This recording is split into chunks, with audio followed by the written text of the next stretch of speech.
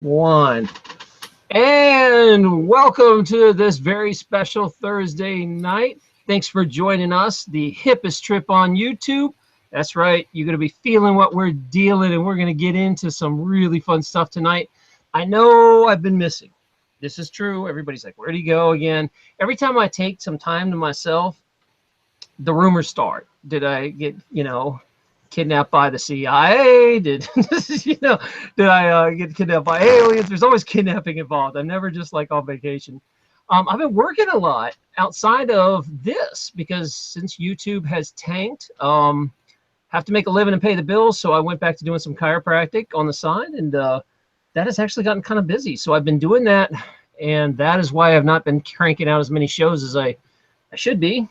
And hopefully when YouTube pick back up, it'll free me up to come back here and do more shows.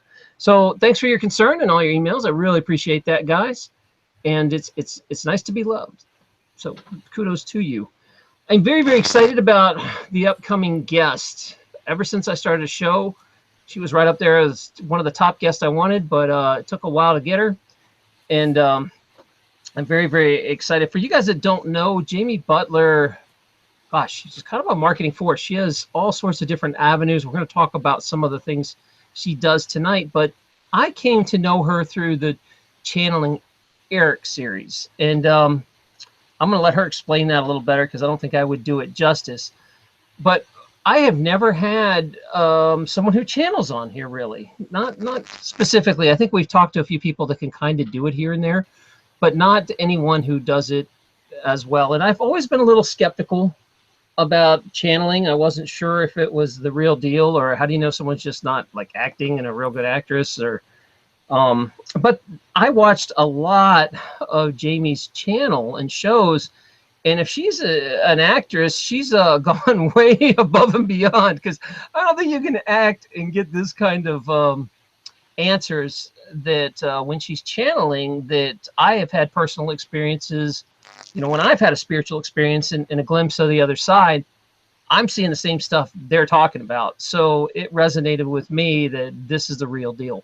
So without further ado, let me introduce the guest of the hour, Jamie Butler. Jamie, why don't you go ahead and tell us a little bit about yourself and how this all got started for you, and then we'll get more into about channeling. Well, hello, everyone, and thank you so much for having me on here. That was really heartfelt listening to you say that you wanted me on the show and all of this. That's huge. I still see myself as some little girl in Atlanta, Georgia that's doing what she knows what to do. Like, that's it. Yeah, but you're all over the internet now. Like, you don't realize. It's weird, because I remember the first time I went to like an event and someone ran up and was all excited to see me, and I was like, what? Like, you don't realize that you've got like 300,000-400,000 views that you have no idea who watches this and how excited they get. And it's funny because like with you and I don't feel that way at all when people like like a celebrity or something, but I am a fanboy, so I was very excited to get you on the show. Well, thank you. So I hope at any time that you won't stay quiet and just let me ramble, that you just jump on in and we wrestle this conversation together. And I will apologize for my nice, deep, raspy voice. I am coming off the flu this week. So hopefully I won't be coughing into anybody's ears during our interview tonight. I do know where the mute button is. You had just asked a kind of basic question, like, how did I get into this? Like, why did I land here? Because trust me, this was not my childhood dream. I didn't lay and look at the stars and say, when I grow up, I want to be a medium. That was never in my language. I wanted to actually be either a veterinarian or a zoologist. And I studied sign language to teach monkey sign language when I was a zoologist. Like, that's how geeky I was. You get extra points for that geek. I mean, learning a language to talk to a monkey is just awesome. Years. 3rd and 4th grade, I learned sign language, and because I was going to teach monkeys. But that dream quickly went away when, well, I'll just first say, for as far back as I can go in my memory bank, I've always been able to see energy, off of inanimate things, animate. And so trees, insects, people, I've always been able to see spirit. And I thought this is the way that everybody else used their eyes. Because, when we're little, the adult or the parent just walk around and go, so what do you see in this room? Here's what I see. Here's what's real. Here's what's not. And so I'm looking at them and I'm recognizing that my family might not be engaged with the other people that are in the room, but the other people in the room were talking to me. And they were kind and loving and wonderful. And I played hide and seek, tag. I did all these great games with them. I grew up with this extended family of spirit, and it was beautiful. They taught me a lot about how to care for myself, how to put myself first, how to love others, how to take care of animals, to heal. It was just really magical. And then about the age of 6, my parents decided, that is enough, little girl. We are tired of saving 6 seats in a restaurant for nobody. We are tired of you screaming that your brother put his finger in somebody's face that's not there, because my brother would taunt me about it. And my mom kind of wove this story, and any kid wants the love of their mom and respects mom. And she told me that she could see them and that it was time for me to really say goodbye to this side. So when I said goodbye to my spirit guides, they loved me enough to listen to me and close the chapter. So at age 6, it's like the first time I've ever really felt alone. I'm going to bed and it's quiet. I don't hear the voices. I don't see the lights. I don't see the people moving through. I don't feel this consistent compassion anymore. It's gone. And so it was really difficult until I moved away from college and I moved away from my family home, away from my mom. And all of a sudden, the lights came back on and I could see spirits in the room and I knew stuff. And I was just like, oh, we didn't go over this. Am I allowed to cuss? Oh, I prefer not. I have a family show, kind of. So good. I'm glad. I was about to use the S word. Well, that's okay. I mean, just don't drop the big ones, and you'll be all right. That's Erik. That's not me. The S and the A word are like, woo. I have watched some channeling Erik, and always I'm like, my jaw drops when you say some stuff that I'm like, oh, that's not her. I wrestled so hard with him. He is amazing. We got to talk about that. All right, we will. We'll get to that. But go ahead and finish your backstory first. So when it all came back, it was really astounding because I couldn't figure out if I had learned the information from another person or was I just innately knowing things. And so I became very introvert, very quiet. I started shutting down. I tried to control things. And I called my family. I called my dad and said, listen, I'm really losing my mind. And I think I need to be admitted into the hospital. Can you help me? Which was what I thought was the bottom of the barrel.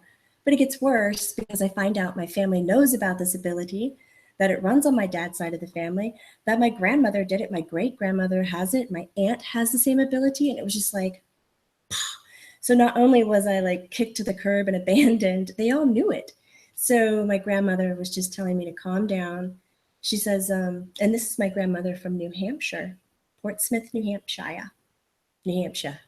That's right. That's how you say it, right? I'm still Southern. I don't know. I screw it all up. They just give me dirty looks when I speak. And she really encouraged me to kind of get a hold of it and maybe to help other people.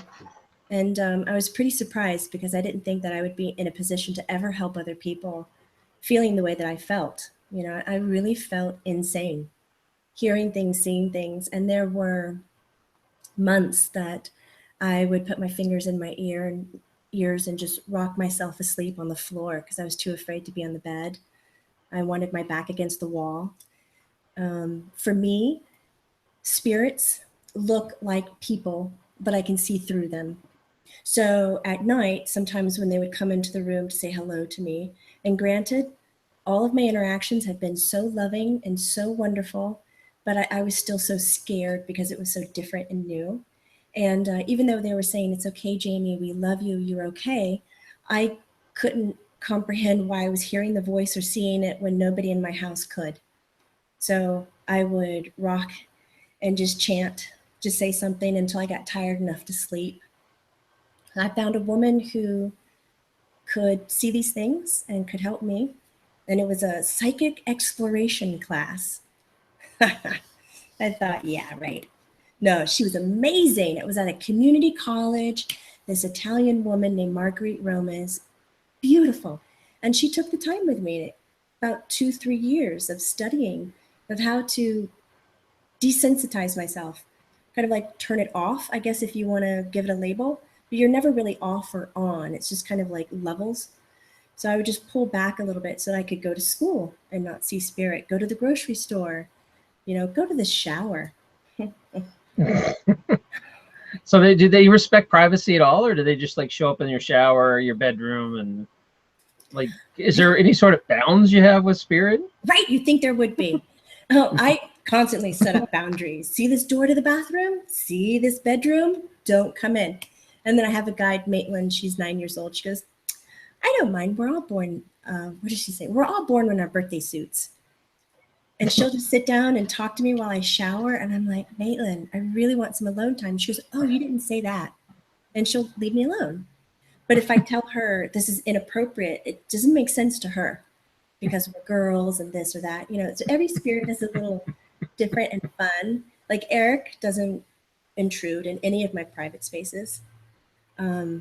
He listens very well to my boundary laying. But yeah, so I guess we can set pretty strong boundaries, but they do have their own personalities. And so what happens? You're out of college, you're figuring it out as you go, you're trying to get like a real job and a real life, and you're seeing spirits everywhere. What happened? How did you get to the point where you're like, okay, I think I'm gonna just do this for a living? Because I mean, does it get to a point where you just can't function like at a regular 9-to-5 sort of thing? That's hard. My dad used to take me on spontaneous car rides. He'd say, hey, Jamie, you want to go for a car ride? Sure. And he goes, oh, look, there's my friend's house. He's having a party. Let's pull in. And then he'd haul me out and he'd do, hey, do you have some crayons? Can you give them to my daughter? My daughter's going to tell you everything about yourself. Watch this. It's really fun. And he'd go ahead, Jamie. You're like, oh my God, what? So he would put me in these positions to kind of play and read for people, which was the same thing my teacher was doing. She was kind of putting me in the middle of these circles of people and getting me to practice translating the voices that I'm hearing and getting them under control. So I recognized that it went beyond a parlor trick, something that was more of an entertainment value, though it was fun. There was a lot of healing to it. And there was a lot of volume, message to it that I found fascinating. And these were things that I truly knew I did not know. Don't know these people, don't know their story, don't know their history, and it's coming out. So it's fascinating. And then I thought, you know what? This is an easier job to do through college than waitering. So I started teaching some classes. I was a Reiki master by then. It took me 4 years to study Reiki, and I went to massage therapy school after college. So I'm in that world, and there was one reading that came along and I had my wits end. There's, with any career choice you're making, for anyone who's listening, I'm sure you can resonate with this. You're going to have days that are just a little bit harder than other days. And some days you really feel like you're on your path and just doing what you really resonate with. And then just some days just conflict. And I had just had a series of readings and sessions and healings. It was just sour. And I'm like, I'm done. So do we have time for a story? Yeah, go ahead. This is relaxed. Go for it. So I'm in this apartment in Atlanta, Georgia. I've just moved to Atlanta, and I've decided I've just moved. I can become not the medium anymore. I can get away from this. And I decided that I wasn't going to tell anybody. And word had gotten around somehow. I got a phone call, and I'm talking to this young girl on the telephone, and she's very young. And this spirit comes in front of me. And when I'm doing a session, I get the person's name. So I meditate on the name. I set my boundaries. I set my intent and what I'm doing. So I'm very clear not to just invite the whole world, specific. And this man comes in front of me in spirit, and he says, I'm her father. And I looked at him and I said, no, you're not. She's too young. Her dad's not dead. And he looked at me and he says, I'm her father. And I was like, like I wasn't taking it. I wasn't going to sit through this. This is a lie. I'm still young and I'm battling what's coming through my head. I'm having a hard time. And he sat there and he spelled out Father. And I was like, fine, I'll tell her. I have this man here. He says he's your father. And she goes, that's exactly who I want to talk to. And I went, but you're so young. What? And there's silence on her end. She doesn't tell me anything. In fact, a few times I had to say, hello, are you still there? She said, yes. The father said, listen, explain to her that I died. It was a rare ulcer in the stomach that burst and bled. She confirmed it to be true. And I was like, wow, I've never heard of anybody passing that way. He explained every occasion in her life, what color her ballet outfit was, what color her tassel was at graduation, what she graduated with, honors, and in what department. It was the most phenomenal session. And this, you could just feel the girl on the other end just like shaking, like, oh my God. And at the end of it, she goes, well, I only have one memory of my father. Can he tell you what it is? And I was like, oh crap, after all this, she's asking for this one memory. Like, if I get this wrong, this is going to be null and void. And I panicked and I was like, I can't do this. You guys got to set me free. I can't live a life like this. And I said, if you tell me this with great accuracy, I will dedicate my life to this. I will drop everything else and I'll do it. I go, but if not, you got to let me go because it's awful. So the father leaned over and he said, yes. I open the sliding glass doors. I come out on a concrete patio into grass that's not cut. It's a little high. She runs to me. I pick her up. Her long brown hair falls around me, and I spin her above my head, and we spin in circles. I was like, okay. So I tell the story, and there's silence. And I was like, that's it. I botched it. I can't do this anymore. And she goes, Jamie, the only difference is I had a lollipop in my mouth. But she says, that's the only memory I have of my dad. And she repeats exactly what I've just said, and they spin in the air. And she says, I have to go, thank you, and just hung up. And I sat on my massage table and just lost my marbles. And I was like, oh my God, this is going to be my life. Here we go. I'm probably 26 years old, thinking that I'm going to go into physical therapy and massage and all of this. And I quit everything and launched a book, started working worldwide, built a center, a nonprofit, and now a network that talks about wholeness living, about having intuition in your everyday life. I try to tell people intuition is like a regular sense. Right? We have 5 senses we use all the time. We don't reserve our sense of smell for some special occasion, like when mom bakes a cake. We're not like, oh, we got to put this on hold and only use it when it's special. People think intuition is like that. They only use it when they really need it to make a decision. I feel like it's used every single day. It's like that layer above all the other 5 senses is the 6th sense. And it can come with sight, touch, sound, everything. It's not to be set aside. And so everything that I've tried to build here in the South that has gratefully gone global is about how to use that intuition in an everyday manner. That's kind of why I'm talking to you, isn't it? Well, fun. I mean, yeah, I'd like to learn. I've struggled with this myself. I would really like to tap into that side. There was a time when it's really weird, JB, when I'm like not in good health or I'm sick or there's some sort of trauma in my life, I can get in touch and get visions and see stuff. But then when I really want to do it like at a normal day, I can't. I can't control when it comes and goes. And it would be really neat. And I know there's a lot of people. Do you feel that everyone has a 6th sense and can bring it out with training? Or are you just kind of born that you can tap into it and some people it's just blocked? I think everybody has it. Everybody. And it's not like some people like to compare it to maybe a musical instrument. Like everybody can learn to play the piano, but some people are Mozart and some people play Mary Helen Lamb. Gotcha. I like to think that intuition is a basic sense. It really is. Like smell. We all have basic smell. We all do it. But some people smell a lot better, right?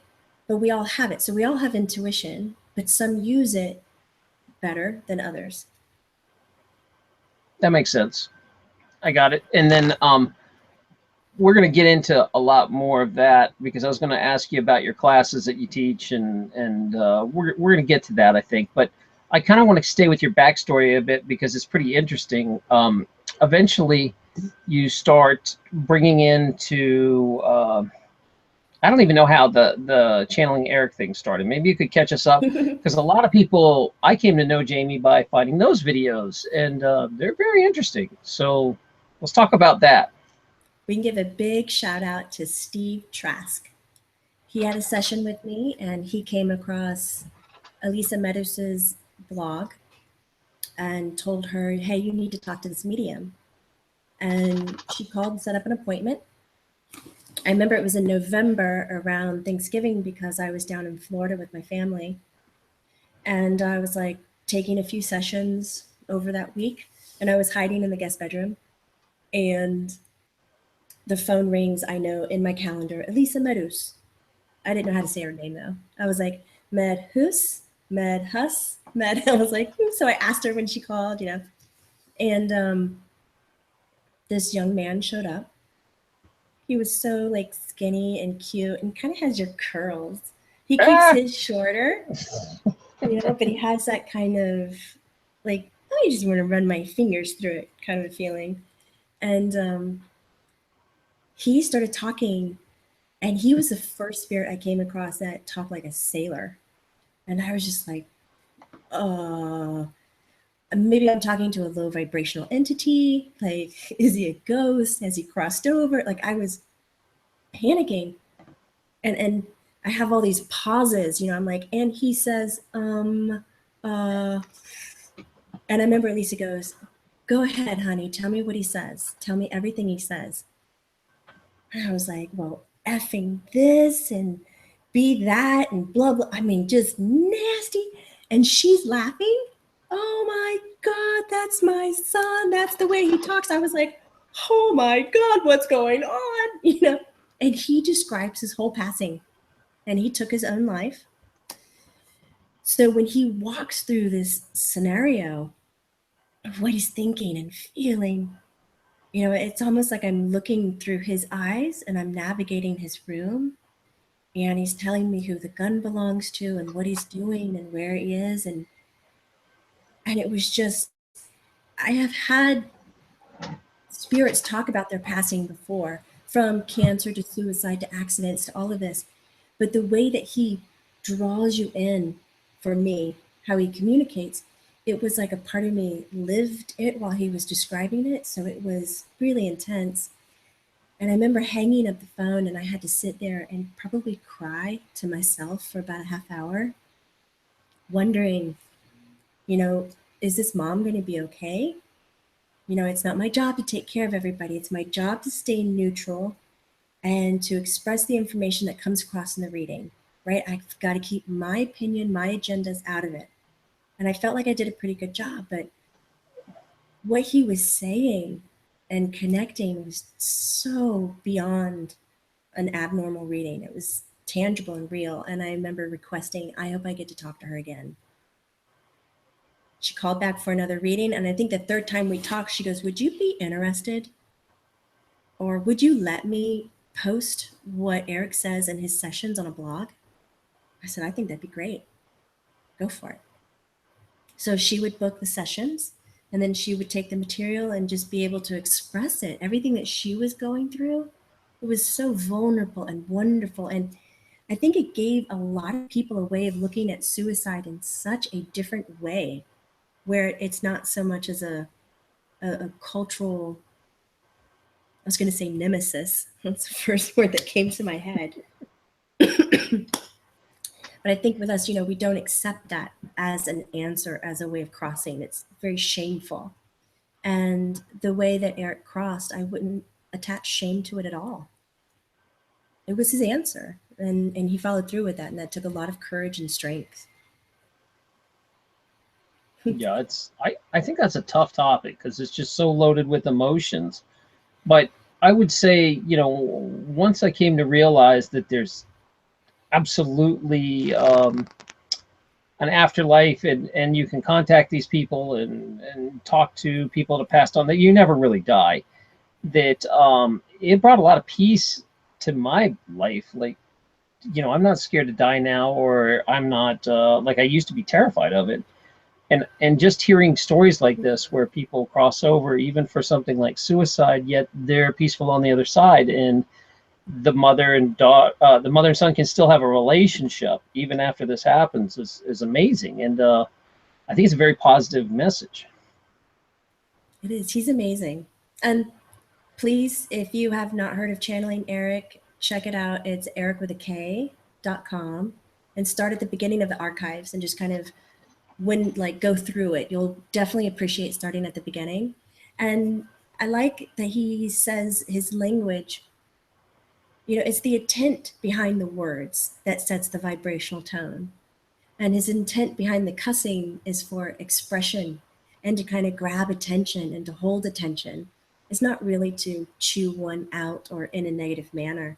So after he started teaching me that, probably like the 20th time, I started getting used to it. But still, sometimes when he comes in, I'm like, that's enough. Like, you've said that word more than I've said that in a whole month in like 5 minutes. Loves it. Oh, man. All right. So for you guys that missed this or coming in late, I have Jamie Butler on, and we were just talking about her series she did called Channeling Erik, and it is, you'll just have to go watch it. It is, at first, like I said, I wasn't really sold on channeling, but after watching a few hours of it, Erik explains what I saw and feel that I know is, when you have a spiritual experience, you know what coming out of it. Someone can't tell you didn't have this. And what he's explaining on the other side was dead on to what I felt. So that spoke to me of authenticity. I can't say that. That's a good word. Yeah, thank you. It was a 50-cent word there. So that was a pretty interesting thing. But let's actually talk about the art of channeling itself, because I don't really quite understand. At some point, you say you can see a person next to you and they kind of are transparent like a ghost. And then sometimes I think I saw a video where you let Erik actually use your body and talk. And then sometimes you're just getting a message and hearing stuff and not seeing anyone. Like, it's confusing. How does channeling work? That'd be great if we had sound effects, right? Dun, dun, dun.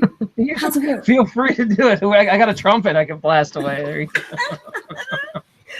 I want you to at least pull it out once tonight, please. YouTube will probably copyright strike me if I play anything. I just have to show it and be like, I'm playing this song. Trust me. YouTube's the worst. They strike you for everything. Everything. Don't even talk about it. Don't think about it. Someone else owns that thought in your head. It's ridiculous. All right. So tell me about, how does channeling work for us novice? I don't really quite understand it. Do you feel it? You know what? Just take over. I can't even guess. Yeah, let's break it down into 3 different ways. And there's more than that, but I'm just going to kind of skim it. So we'll go the big way, which is trance channeling, where you allow the spirit to come into your body. So it's kind of like a puppetry experience where you completely surrender your physical body. There's also a way where you feel you're having shared space. So as if you get small, and there's a lot of body dysmorphia feeling. So you're like in a trance state 3 level where you might feel big tongue, big hands, or that your elbows are bending backwards, or that your vision is up here above your head, and that they're using your body to communicate, but you can't really control the sound of the voice, but you can feel it moving. So you're sharing space. Yeah. And then there's something like an auctioneer, where you can hear the words outside of your head or maybe in your head, and you're repeating them immediately. So you're channeling it kind of through your head, but they're not inside of you. Then there's ones where you can do like automatic writing, and they're using your arm, but they're not necessarily using your head or your core body. So you were just mentioning about me channeling Erik, which is trance channeling. And that Italian lady who I studied under, Marguerite Ramez, she could channel. And she told me one day, she said, you have these abilities. Why don't you learn them? I said, nope, not interested. because it scared the crap out of me. Oh, yeah. I yeah. mean, yeah. Who wants to do that? Really? Like, No, it's just spooky. let me be the psychic that can read minds. I don't want someone else to step into my body and use it. I mean, that's scary for a lot of people. So I imagine there was a bit of trust that you had to overcome on that. Whew, a bit. So she would take me deep into trance, into meditation, almost like a hypnotherapy state in a way. And I built a trust with a certain set of guides, and these guides would then only work through me and nobody else. So I had very high boundaries. I had an entity, my grandfather, that worked with me in allowing spirit to come in or not come in. So I knew that when I was going under, the type of trance channeling I do, I don't recall anything. It's kind of like Edgar Casey, the sleeping prophet. He lays down, he goes to sleep, information comes out of him, he wakes up, he has no idea what he said. So they have to write it down. In my case, we record it. So I don't do this trance channeling lightly. I don't do it by myself. I take it very seriously. Even though I may look like I'm having a world of fun and laughing and smiling as I do it, which is totally my MO. I believe that laughter helps us learn and engage, and it disarms kind of the awkwardness about what is really happening. You know, like if you look at Esther Hicks, she comes on stage and she has such a beautiful presence, you know, and she kind of warms everybody up. And then in one step, she's already trance channeling. Boom. You know, she's in it. Oh, it's Esther, and she channels Abraham. And then Jane Roberts with Seth and the Seth material. There's a bunch of entities out there right now that are channeling, but it's not it's not to be taken lightly. And if it's something that you really want to study or you feel like you're capable of, I ask that you find somebody else who's already doing it and mentor with them, study with them. Because I do feel like there are a lot of entities out there that are, let's say, a little mischievous, that will play a good game but not leave a good mark on your energy.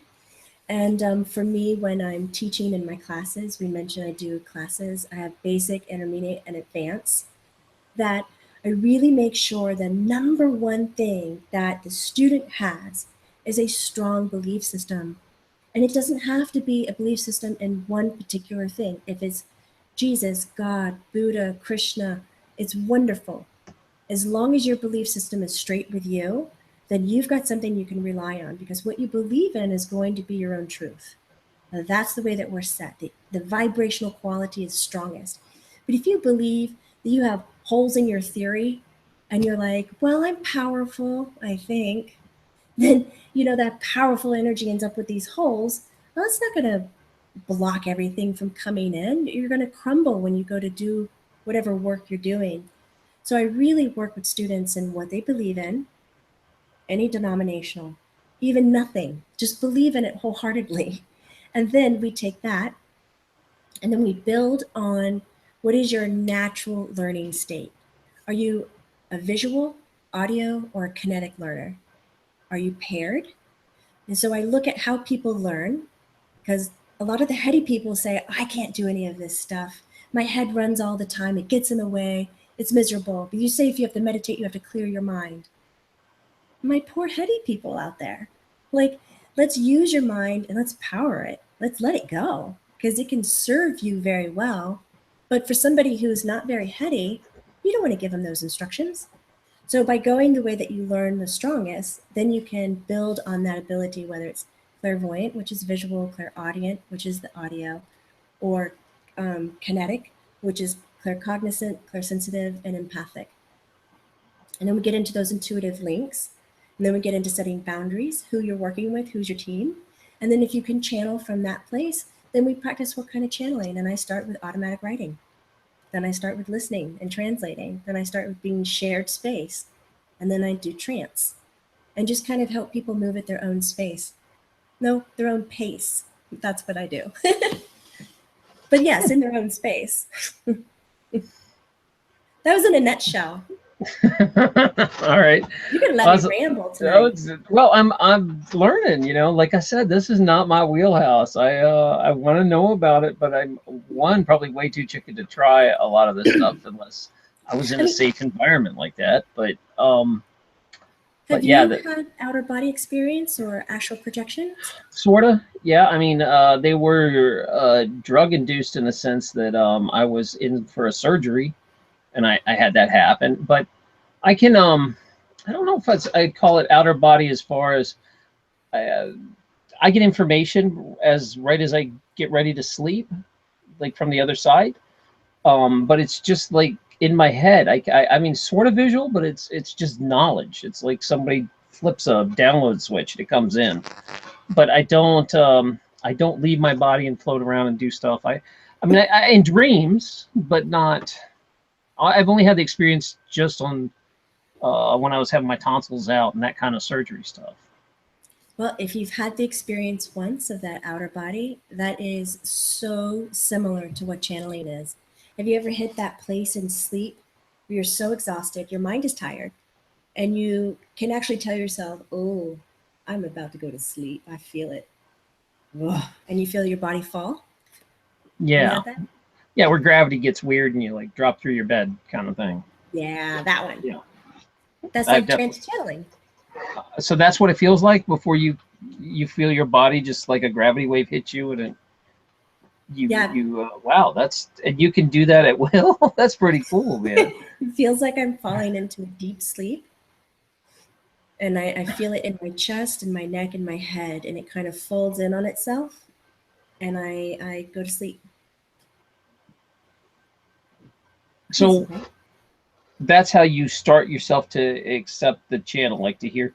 But can you actually decide who you're gonna channel, or is it just random, like whoever, whatever spirit shows up is what you're channeling? I like to think I can choose. There are some times I've been told that maybe Grace, my guide, is going to come and speak, and then I come back and I hear, oh, Erik came in. I'm like, I didn't even know Erik was here.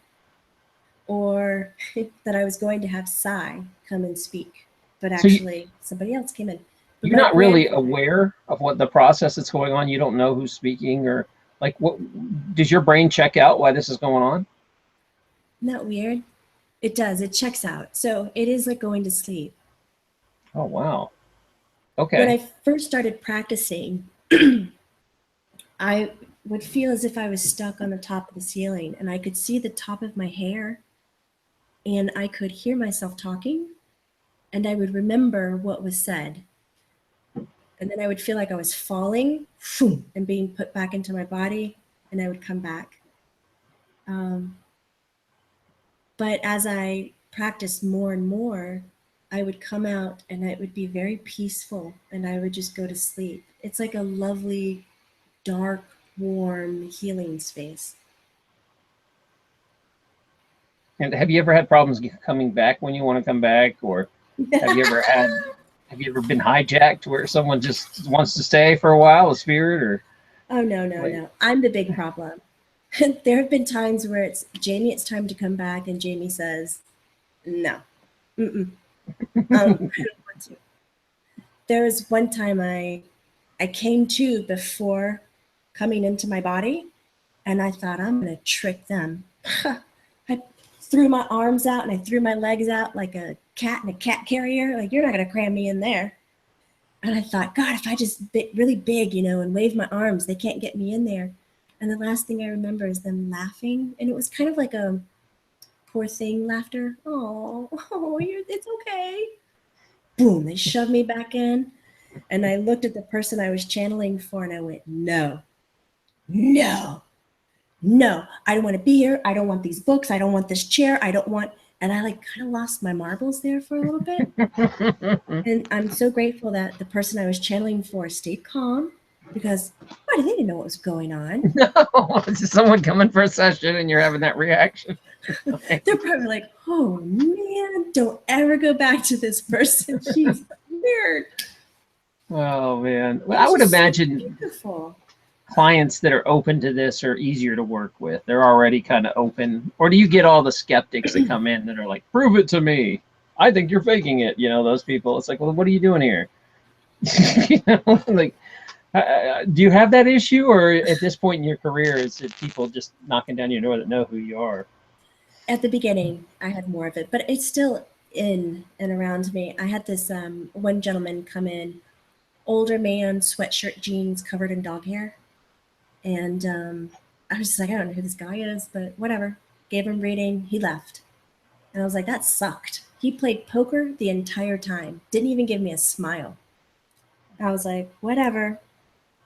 Next week, somebody came back, dressed to the nines, poker face, one after the other, after the other, after the other. There was like over a dozen of them. And I'm like, this clientele is weird. I don't even know what's going on. The older man came back with a sweatshirt and jeans, and he goes, I'd like to tell you who I am. And I was like, I don't really care. But I wanted to know, but it was like, what important? And he was like, well, I work for the CDC, and there's a study of scientists, the top scientist in this blah, blah, blah, blah, blah. And he says, I've been sending them to you. And one after one, you've convinced them that there is afterlife communication. So I'd like to talk to you. And that was Marco Party. He worked with Kubler-Ross and Raymond Moody, and he spearheaded hospice in the United States. He had a Life After Life radio station in Winter Haven. He's published the death and dying material that they learn in colleges today. And he happens to live here in Atlanta.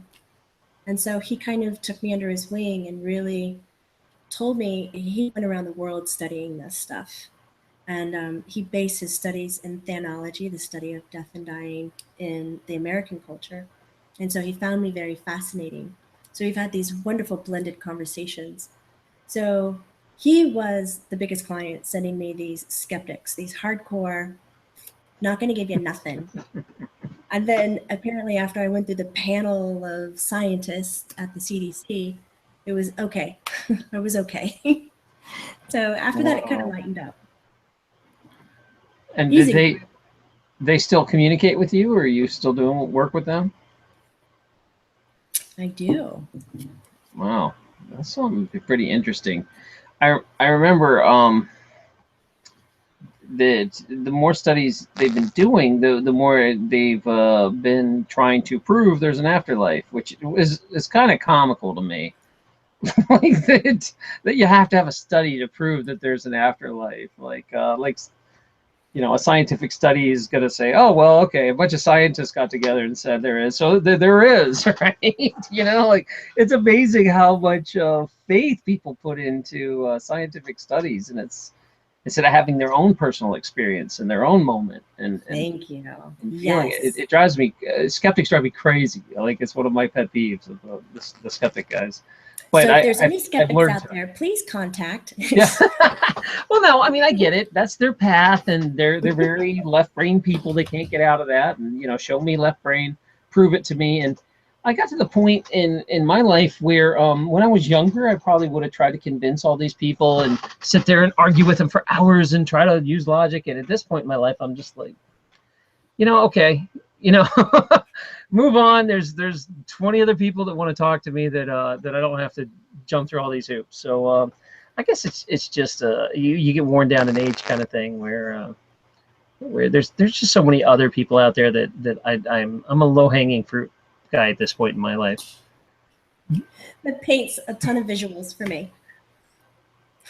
A low hanging fruit? Yes. Well, that's what I mean. It's Jamie, I explain it sometimes on the show. It's like when we talked about the Mandela Effect a lot on this show. And I've watched all of yours. You have? Oh, that's a lot. That's the one that gets me. I know you've done most on that topic than anything else, and it's gotten your goat too. It freaked me out for a little while, but I absolutely believe it. And to me, it's the most amazing thing to ever happen. That, you know, for people that want proof that this reality is not real here, it's the smoking gun in the room. The Mandela Effect either says that this reality can be hijacked and played with and hacked, or none of this is real. What you think this is, that, you know, either way, reality's not real. My son calls it glitches. Yeah, glitches in the matrix, right? But where was I going with this? Oh, yeah. No, it's okay. I get distracted easy. So I was trying to explain to people that I got tired of arguing if it was real or not, that I was only really going to deal with the low-hanging fruit. It's kind of like if we all lived in an apartment building, and it's on fire, and I'm knocking on the door and I'm trying to say, "Hey, Jamie, there's a fire." And first person splits, and hey, I'm knocking on the door, and the second guy goes, "Well, prove to me there's a fire." And I want to know, go ahead, we're going to sit here and argue for a half hour. There's a fire in the building. And it's like, nah, you go ahead and stay. I'm going to go knock on the next door and the next door. It's one of those deals that I just don't have the energy to argue with the guy and tell him there's a fire. So I maybe that's just my path at this point, but I think you've probably been through this yourself. Yeah, you find out where your responsibilities lie, and it's with yourself. I'm not responsible for waking other people up, but if they're coming to me and asking for it, I'm absolutely responsible for my actions to them. But you're right, going and trying to push people to shift, change, learn, understand, it's wasted energy. Yeah. Do you find that that's like a path for a lot of people, that they start off and they want to try to save everyone, and then they get to a point where they're like, maybe I shouldn't try to wake everybody. I should just talk to the ones that already want to wake up. Like, I mean, for you have spirits coming to you.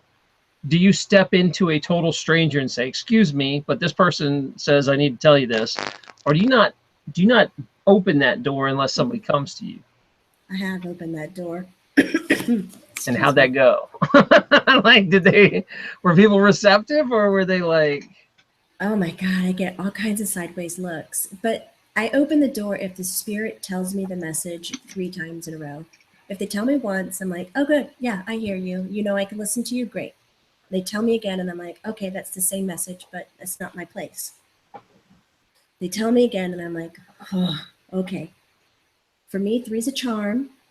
I'm going to reach out and see if I can deliver the message because I see that you're having difficulty. So, like, I lived in New York for 7 months. That was a hard place to live with lots of energy.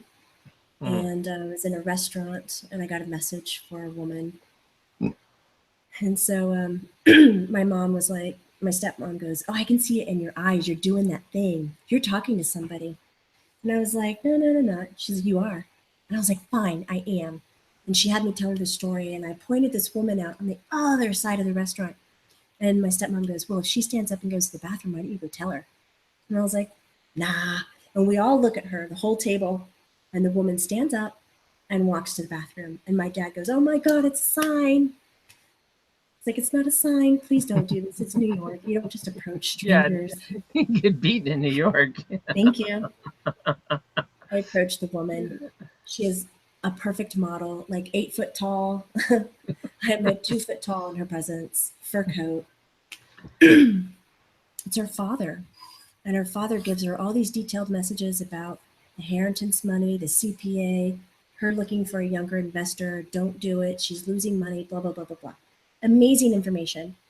And she's looking at me and I'm like, I'm so sorry, but please excuse me. There's a man at my table. He says he's your father. And, I'm like scrounging. And so she's listening. It's all right. And at the end, the father goes, oh, and tell her to finish buying the ticket to Egypt that she needs to go. First of all, I didn't even know you could buy half a ticket. Anyways, so I tell it.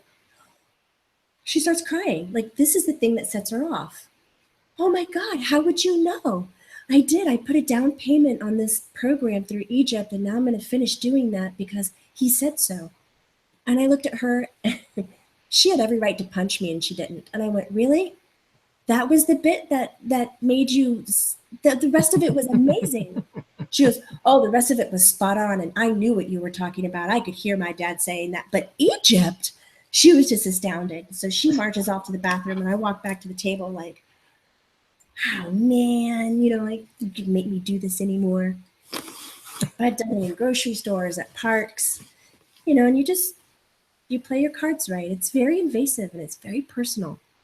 And so you really need to get that person's permission and listening ear and disarm them and let them know that you're not rifling through their trash, that you're not, robbing them, or there's so many things I've been called crazy, woman, devil right. worker. Oh my gosh.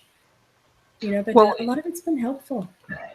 So to be clear, though, you don't actually read anyone's mind, or you're not that kind of psychic. You only get information from people that have passed over, or other entities, I guess. But they don't tell me, I don't know. Right. So it's not like you can read people that don't want to be read or something like that. This is secondhand information. You're just passing it on. Yes, I'm the person in the middle. Got it. Okay. Well, that's pretty interesting. That wow. And can you turn it off completely if you just want to be left alone for a while, or do they just keep coming back? I try to turn it off. You go on vacation ever? I have moments where I can do it really, really well, but commonly it's just running in my background. Now, can you do the other side where can you ramp it up where you're like, hey, I'd like some business, some of you spirits find me, or or hey, like can you put a call out? I haven't thought of that. Oh, I have put calls out. Like, I've always wanted to talk to Elvis. You like Elvis? Hey, now, come on. Oh, do I like Elvis? Hell yeah, I like Elvis. And I had a framed photo of him in my bedroom growing up. I had the velvet. I still have it. I have a velvet Elvis in my room. Nice. That needs to be framed behind your head. I'll put it back out for you guys that don't believe me, but I do. Oh, I used to have a lot of Elvis. Come on, man. I was in the South. Of course, I like Elvis. So, this is something I never trusted with channelers, though, because like nobody ever channels like Joe Schmo. Like I had respect because Erik was someone we never heard about, but then I'll watch other channelers and they're like talking to Mother Mary or Jesus, or they're like they have access to whoever, Julius Caesar, and it's like, come on now, you tell me all these that you don't talk to anyone except famous people? Come on. So it was tough for me to believe that, but I guess if you can channel, you can channel. I guess you could get a celebrity. Well, I was really wary of that too. Like, I looked for Elvis for a long time. He never showed up. I did once get to speak to a backup singer of his. Oh, wow. Yeah, and that checked out. And I thought that was very cool. But then when Erik came along and his mom and Erik had designed this program of talking to some celebrities, I was like, whatever, that's not going to work. I was like, but go ahead and do it. I'll translate. Go ahead. I was just kind of like very flippant. Yeah, because that boy brought every single person. And I talked to people, I had no idea who they were. I like music, so I know some musicians, but I don't really know actors, actresses, and things like that. And he was consistent with bringing them in. Will they tell you information about, like, conspiracy stuff on the other side? Can you find out if Elvis really died or if he's alive? Or, like, could you find out, will spirits be straight up with you about stuff? Or have you found out stuff you wish you didn't know? I mean, like, especially dealing with that. Oh, they're straight up. They'll tell you. Now I want to know more. What do you know? Tell us. Tell us without getting us all. Well, I've talked to a lot of people, writing books about history or famous people, things of that nature. They'll use me as a resource. And that's really amazing. But no, they're there to clarify, to help, to assist. It's not like entities are there as people who want to just mess things up. So it's, if you're communicating to them, they're really there trying to shine some light on something and to help better. So yeah, they'll give you the answers. I mean, so the ones that come to you are do you set like an intent that only positive ones come, or can you, as a lot of people say, ground or shield themselves so they don't pick up the entities that just want to cause problems? Because my understanding is if you're a jerk in life, you're probably a jerk as a spirit. Probably. Like the same people that would troll you in real life would probably troll you as a spirit. I don't know. Have No, you had that happen, or? yes, but I've also spoken to entities that have turned their lives around in spirit. So they can't do that. They're not. Mhm. They don't hold the same personality pattern when they cross over. Not all of them. No, it's such a snowflake experience. That's the thing that's hard because I think in a lot of circumstances on earth, we can talk about a process or talk about a step by step and we get an understanding of it, which is what science relies on, like an experiment. Add 0.12% plus this and that and get your answer. And if the answer comes out consistently, then we have a truth. But when we look at subtle light energy or personalities, it's just an ebb and a flow. So we can't really rely on one particular thing. I've had entities who have been awful on the other side and been awful to me. And I have had to, stop the conversation, lay my claim, and push them away. And I've had entities who have been molesters, abusers, and murderers. And the daughter comes in for a reading, and the father shows up. The daughter says, I do not want to speak to my father. He ruined my life. And father lays the seed of how he's a new person. And it's beautiful. Maybe the daughter doesn't see so then because she's holding on to the earthly story. But when she crosses over, she'll be able to amend that relationship. She'll already have a jump start on it. So it's Now, quite different. what about people that come and reincarnate? Do they tell you about that as far as, hey, I'm getting ready to come back in, here's where I'll be, here's who I am? I mean, do you ever get any information? Because, like, if my grandpa died, and I'd be like, where are you coming back? I want to know him again. I have. Tell me about in that. sessions. I've had fathers, mothers, grandparents, sisters, things of that nature just say, oh, I'm waiting. I'm actually coming back through our ancestral lineage, and I'm going to be so-and-so's daughter, first daughter. Or, they'll be very Wow. specific about who they're going to be. And I've gotten calls back years later and just say, guess what? The granddaughter has my grandmother's facial expressions, likes, dislikes, like it's spooky. I'm like, well, that's incarnation works that way. But I've also had it where they talk about coming in as animals and being a Yeah. companion in a different way. I totally believe that, I had a dog that reminded me of my grandma, and I was like, that dog gives me the same look my grandma used to give me. It's one of those deals. I definitely think they can come back. I would come back as someone's cat, like a cat, a crazy cat lady. I would totally be a cat in that house. You want to be my cat. Yeah, there you go. I'm going to come back as one of y'all's cats and just live the high life. I love them so much. That's what I want to be, like, completely just moody, moody cat Just that moody. could care less if you were there or not, and make you work for it. You got to work for my love if you want it. My cat, oh man, he's such a he used to Where be is so Cool Cat? he used to be so sweet and affectionate, and since spring took off, he's just out every night roaming around. He's catting it up, and I can't. He literally comes in, eats, and leaves. And I've described it in the show before as like having a kid at college. He comes in, the cat wants to eat, he wants you to do his laundry, he wants some money, and then he leaves, and then that's it. You're done, and that's all we got. It's true. So, where's your position now that you've talked with enough spirits? Do you think that we're moving to a new reality, new Earth? Is karma ending? Like, what are you hearing on the other side? Well, can I ask what's your definition of karma? The reincarnation wheel. Like, there's some people that think that this was, like a grand experiment that's coming to an end. That the Earth is vibrating to a new vibration, like maybe some of the Dolores Cannon camp, things like that. I'm not sure if you're familiar with that work. We've had a lot of talk about the Mandela Effect, that maybe it's reality splitting. Maybe it is, a new Earth rising away from the older Earth, and you're seeing both at the same time. Like, we don't really know what the heck it is. So that's where I'm asking is, has any of this sort of stuff or the Mandela Effect or any sort of thing come up with the spirits? Do they know any of these answers?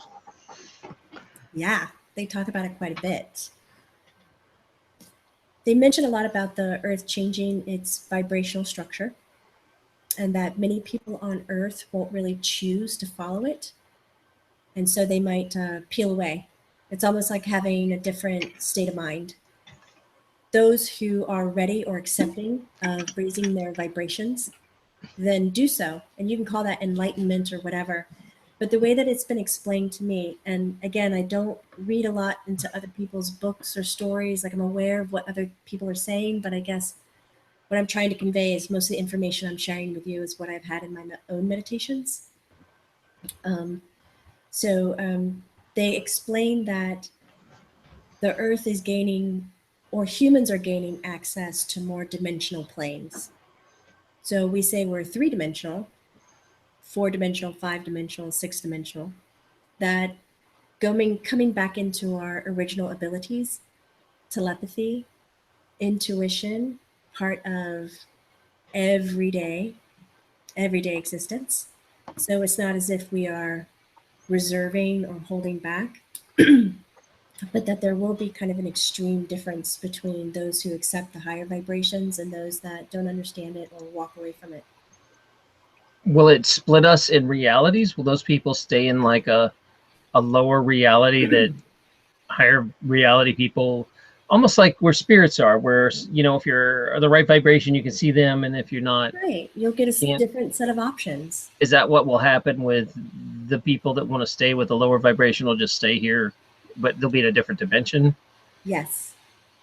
Ah, all right.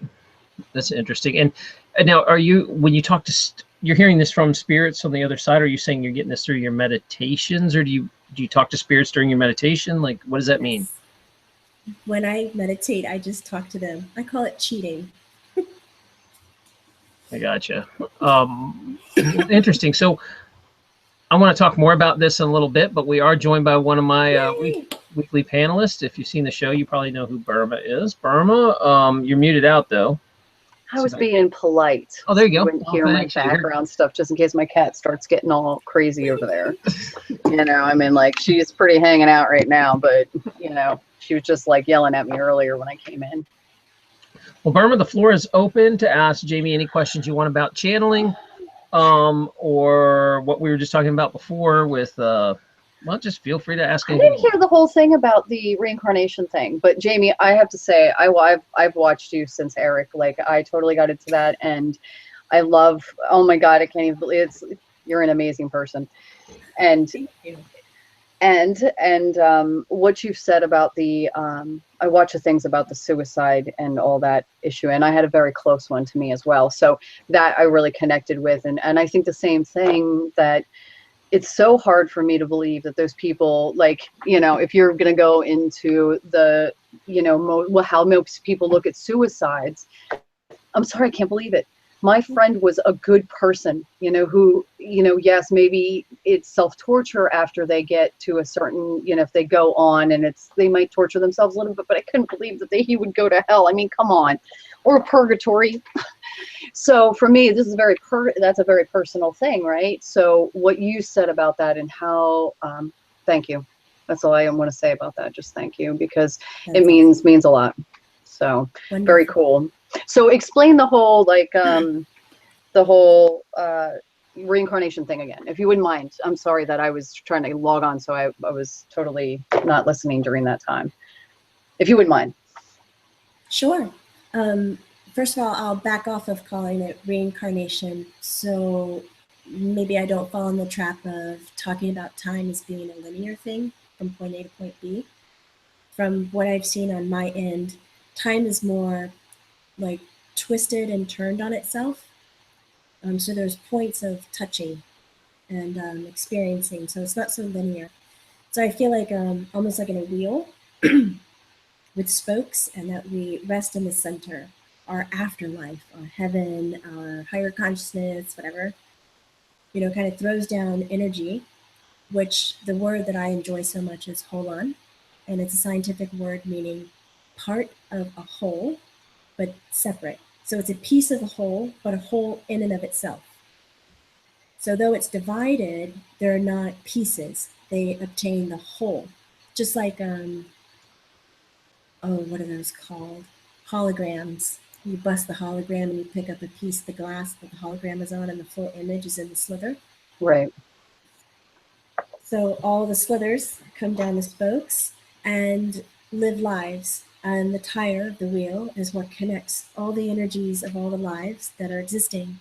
So reincarnation would suggest that it's happening one at a time and in a linear process, where incarnation would give us the more freedom in our speech to say that the incarnations are happening at once. And so they're feeding life stories in and of itself at the same time. That makes sense. Well, I mean, it's a good way to explain it too, I think. I mean, I'm just going off of, but I do believe that we're here multiple times, or at least some people. It depends on the person, I think. Some people, I think, are here, but again, it's not, maybe, timeline thing. I don't know. Thank you for answering that, though. I appreciate it. You're welcome. It's really hard to do. The English language really nails us down into something that the spiritual and the energy world can't, use the language for. It doesn't support it. Right, absolutely. Jamie, can you move your mic a little closer to your mouth? I'm getting a little sort of feedback and you're quieter. Would you mind moving that a little? Is that better? Yeah, thank you. I also want to introduce my other guest. Uni Rock has his own channel. He's the hardest working man on YouTube. He's like James Brown of YouTube, basically. And good friend. I haven't had a chance to hang out with him for a while. Love you, Uni, and I'm glad you made it tonight. I don't know if you've caught his show before, Jamie, but feel free to ask about channeling or any other question you want to talk to with Jamie. All right, Doc. Thanks. Can you hear me okay? Yeah. Okay. Yeah, man, missed you. I'm glad I'm here. I'm glad I get a chance to talk with all you guys. Hi, Burma. Hi, Jamie. Nice to meet you.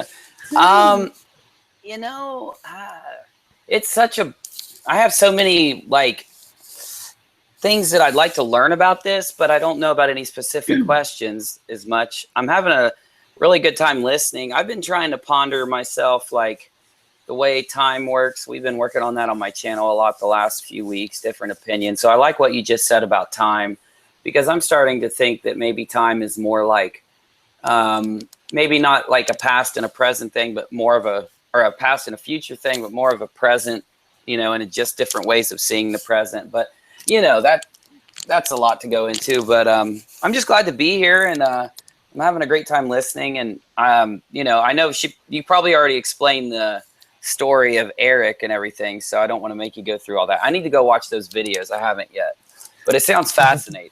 They're really cool, by the way. You really like them. There's some really good topics you guys tackle, which are really interesting. I'm surprised how different, how far you went out with it, which is cool.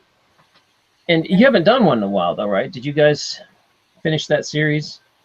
We did. I think it's been about 2 years since I've done work with channeling Erik. Yeah. I know, I was totally bummed out. I really liked the way that you channeled him. I started watching the next person that came in. She's very good too. And so, but I could say she wasn't you. Sorry. You know what I mean? It's just some people prefer different teas, and I'm just your cup of tea instead of her cup of tea. So it's, Thank you for that. You're very welcome. I like the way you explain things too. Well, I mean, of course, if it's him and how you're channeling, then it's kind of, but yeah, I'm totally like him. I'm definitely really good on Terrence's channel. I know how to curb myself from saying the F word. And he experienced this because he's met me. I was pretty good, even I think in front of you, wasn't I? Yeah, really. You didn't drop it. I was a really pretty good girl. Next time, let me tell you, camping, it's going to be on like Donkey Kong. I know. I know. I'll wear earmuffs. Jamie, I don't know. I know you live in Atlanta, but a few of us are getting together in New Hampshire in 2 months. If you want to get away and camp when you go see your parents, we're gonna get together and we're gonna have some group from the ME community, the Mandela Effect community, and just some friends that are coming up. But you're invited if you want to come hang out with us. It should be a pretty fun weekend. That would be amazing. And it's very kid friendly. Send us the information. Yeah, man. I'll let you join that party. It's going to be fun. Beautiful up there. Labor Day weekend. Beautiful. But I used to drive in all the time from Savannah, so it's a 2-day trip, but it's worth it. 2 days. You can get across the country in 2 days. Well, you're a trucker. That don't count. Irma's a trucker, so I used to she be. doesn't think much, but 20 hours is like a long drive for me. 2 days, and I could get across the country in like 2.5 days, and I'm like, you can't even go up the East Coast. I'm like, what's wrong with you? I'm old. Oh, whack. You're gonna cry about that all day. 20 hours is like a 2-day trip. That's not. I'm not a trucker. We spent 9 to come up and see you, so I don't even want to hear it. I don't know why. Are you in some sort of time warp? Oh, like, man. It should take like 6 hours. Nuh-uh, because it takes me 6 hours to get to Syracuse. Are you kidding me? No, lies. And plus, you know what? Coming back was I'll have to give you terrible. trucker advice. Terrible. You know, you want me to fly? No, trucker advice. I don't know where you're going. I can. Oh, if I get in a truck, routes. you better watch out, because everybody will get out of my way. I'll be like swerving a little bit. They'll be like staying their distance, you know. No, and the show's gone to pot. Jamie, Unirock had a question, kind of as far as time goes. You kind of touched on it, but would you elaborate more? What the hell is time? Fabulous question. Thank you. Time is, in my definition, the perceived moment that we're in. So the moment we've just left and the moment that we believe is arriving is kind of non-existent. How was that one? Did that do okay with you? Sort of. I mean, I've heard it described, and I mean, I kind of saw it the same way, that it was, and I've heard it described as a good description, that is what you're looking at the second. So in other words, like I'm going to go old school and say a VCR. You got a VCR tape, and the entire movie from beginning to end is on this VCR. So technically, there's no time on this tape. It includes the entire movie from the start to end. But the scene you're on is what you're looking at that second. But if you turn it back off, the entire record of from start to finish is on this VCR tape. So that's the way I understand time, that it's all already in place. We're just looking at one frame of it. Yeah, I kind of agree with that. Like, we've been looking into physics as a way to describe time and space and just seeing if we can understand it better. We found some weird stuff. Like, we found like that there's kind of like two camps of people. Like, there's one camp of, I don't know, scientists or philosophers. I don't know what to call them, but they believe that time has a past and a future as actual separate things. So it's like a line or a graph, however you want to draw it. And then there's another camp of people, and I'm starting to agree with this side more, and they say that, you know, time is nothing more than the movement of particles. So, you know, people talk about being able to travel back in time or forward in time, and they say, you know, that would only be possible if you could move all the particles in the entire universe back to the position that they were in. And, you know, I have a lot of problems with both sides. I don't know what to really think, as much as I know for a fact that there is a present. So I think there was a past. Oh, because look, I know I'm talking a lot, but go ahead, take it. I've got this awesome thing like that I've been thinking about every day for like 3 weeks. So like right now, if we were just like, let's say right now we all were just born, like right before this show started, okay? Literally, we were like somewhere else. Let's say we were like in a different dimension. Well, I don't want to get religious or something, but so we were somewhere else, and the boss says, okay, I'm going to send you guys into your own little place because I want to see how a conversation would go with you 4 people. And, or wait, 1, 2, 3, 4. Yeah, you 4 people. Sorry, I'm a little spacey, you know me. But, okay, so the boss sends us down in, and he says, so this is what we're going to do. I'm going to program every single memory you would have had in a life into your head. I'm going to send you down there, and you're going to start talking with these other people. But, you know, we wouldn't know it. But when we got here, it would be the beginning of this thing we're doing. Like, there'd be no other world around us, you know. So there's some people prescribing to this kind of theory that we may not have even been born, or our past could just be memories. I don't prescribe to this, but it is a cool thought. You get what I'm saying, though? Yeah, how do you know that we didn't exist an hour ago and all this was programmed in our heads, that, you know, all these memories were plugged in, that we're this person, that we really didn't exist until just now? So it's kind of interesting that, why not? I mean, if you can screw with reality, I'm sure you could screw with people's memories. Yeah, yeah. It's I don't know, interesting. Jamie, you got any ideas on that? I agree with that. The screwing around, but I would call it more of maybe manifestating. I think if there's enough people, so I've seen it with healing or seen it with affirmations, where if enough people are focusing on one belief or one thought, it manifests that vibrational quality and it changes the energy in that environment and it creates it. So if we have enough people believing in one line of thought, train of thought about time or about the ability to manipulate it, then we're kind of gaining more mass power or flexibility to play with what reality really is for us. And I think this is part of the enlightenment, what vibration patterns are changing on the earth as we're growing our dimensions.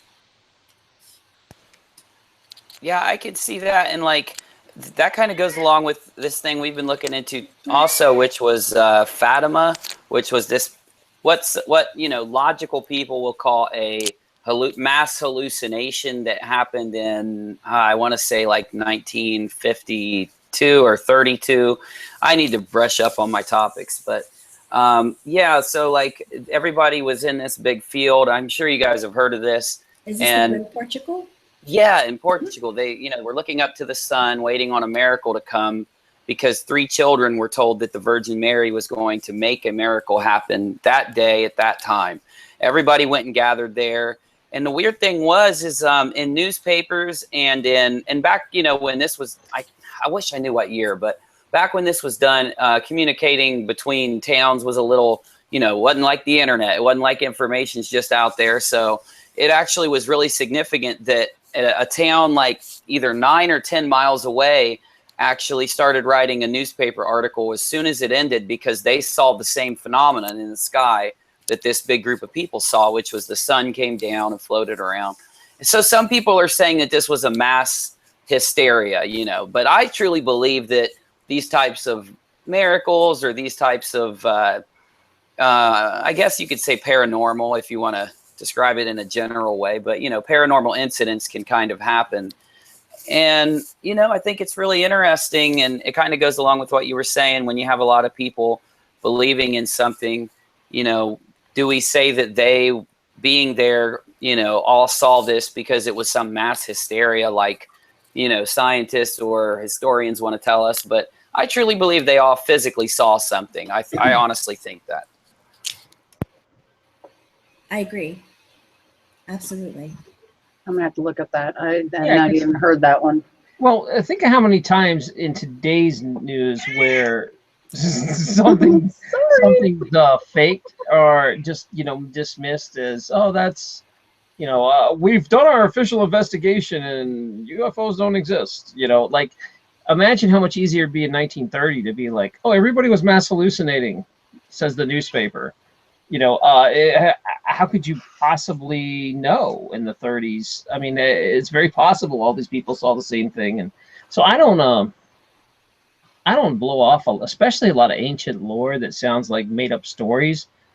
The more you look into the ancient stuff, the more it vibrates with me that it's probably true. Based on something true, right? What'd you say, Jamie? Based on something true, right? Yeah, I mean, like the India, the Bhagavad Gita's, the stories they tell are like sound like science fiction craziness, but then you're like, I think these guys were seeing what they saw, like, and I don't want to plug. I'll probably get stoned if I throw this out, but that like the Ancient Alien show, that I actually like some of the Ancient Aliens. All right, I'm guilty. I like that show, but a lot of times they would always say, I think the ancient cultures were drawing and talking about stuff they actually saw, not what they believed. And I think some of that's true for sure. Well, look at most of the artists. I mean, you got all these famous artists that depict all kinds of stuff with things that are flying in the background. So they take from reality what they see. Now, don't get me wrong. I am a very abstract drawer. I draw all kinds of weird stuff, but that's now. I don't know if I'd be carving that into a stone like that. You know what I mean? So I don't know. I think you're right, Taryn. Oh yeah, we're being so. Well, Jamie, you've talked to other entities. You've channeled other beings. I've seen that. Give us some information. What's up with our past? Our past? Yeah, as far as, was it like the ancient alien stuff going on? Was it for real, or was it is it more just like popular internet lore? Or did we truly come from the fish in the ocean? Yes. Did we get seeded on this planet where we made, what's the deal? Hybrid. Hybrids. As much as I can understand, it's a hybrid experience, but the messages I've perceived, it's not so much a hybrid for workforce or that we've been, made to be a certain way. It's part evolution and part assistance in helping, or organically hybriding. Hybriding, is that, can we make that a word now? Sure. You're South. Just say it with a Southern accent. You'd be all right. It's like, we Hybrid. be hybriding. That actually works. Yeah, if you throw a Southern accent, you can say anything. I know, right? I learned that You from just let watching it go. Squidbillies. Yeah. I love that show. With others. Yeah, I mean, if you're from Atlanta, you have to watch Squidbillies. It's mandatory. I need the subtitles for that one. Yeah, because he talks so good Southern. That's how I learned how to speak it. I mean, we got way off topic there, talking how do we go from enlightenment to Squidbillies? But there we go. That's what this show happens. Jeez. Yeah, man. No, I completely agree with what you said though about the ancient religions and books. I've been reading them. Actually, I've been reading them on my live shows. I read the Book of Enoch for like 2 or 3 hours the other night, maybe a week ago or something. And so much weird stuff pops out, and it just bothers me so much. Like, this weird influence over my content has happened where every time I look at a new story, a new video, I always say, well, I think this is a real news story, because of this whole, like, part of this whole awakening, I think, is another big group of people. And I'm not trying to be paranoid. I'm not saying that they're evil or anything. I'm just saying that they are really there. A huge group of people that let themselves be motivated by money or power or whatever it is. They want a lot of subscribers, or they want a lot of money out of an article, but they completely will try to discredit any type of story, or they'll make up any fake story that they can. And I think it's part of enlightenment that this is happening. I think that a lot of people don't want to change, or that they want to capitalize off of it, which in my opinion is the opposite of enlightenment. If you have to try to, sell yourself and lie for money, then, you're not really helping yourself at all. But what do you think about this whole fake news? Or that's what a lot of people call it, fake news, but you could say just any of these, stories that always come out. You got one guy who says, yeah, UFOs are from this planet. Then another guy says, I can prove he's not true because it's this. And it's just a constant back and forth. Where do you think that fits into this whole story? Me personally, I think it's great that many people are out there speaking about it, whether it holds 0.01% truth. I think for right now, our minds need to really wrap around the language of having other races that go beyond our Earth planet. And so by telling stories, by using your imagination, by claiming that you have the facts or no facts or whatever, I think it's going to help us really understand that there's unlimited possibility that's out there, so that when they do come forward, which I feel will be in our lifetimes, that we're not going to be so blindsided by the experience.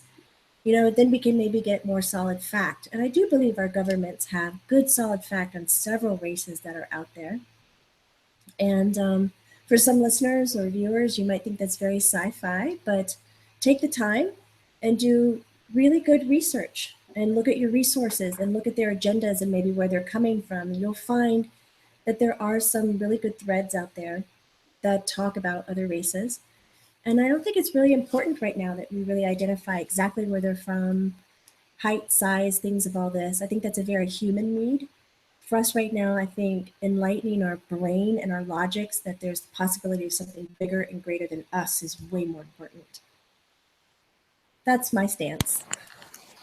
Oh no, I agree with you very much. You know, it seems like so many people are just so fast to you know, believe any video they watch. It's like you see any type of thing from the news or even a video and you say to yourself, wow, that's new information I didn't know before.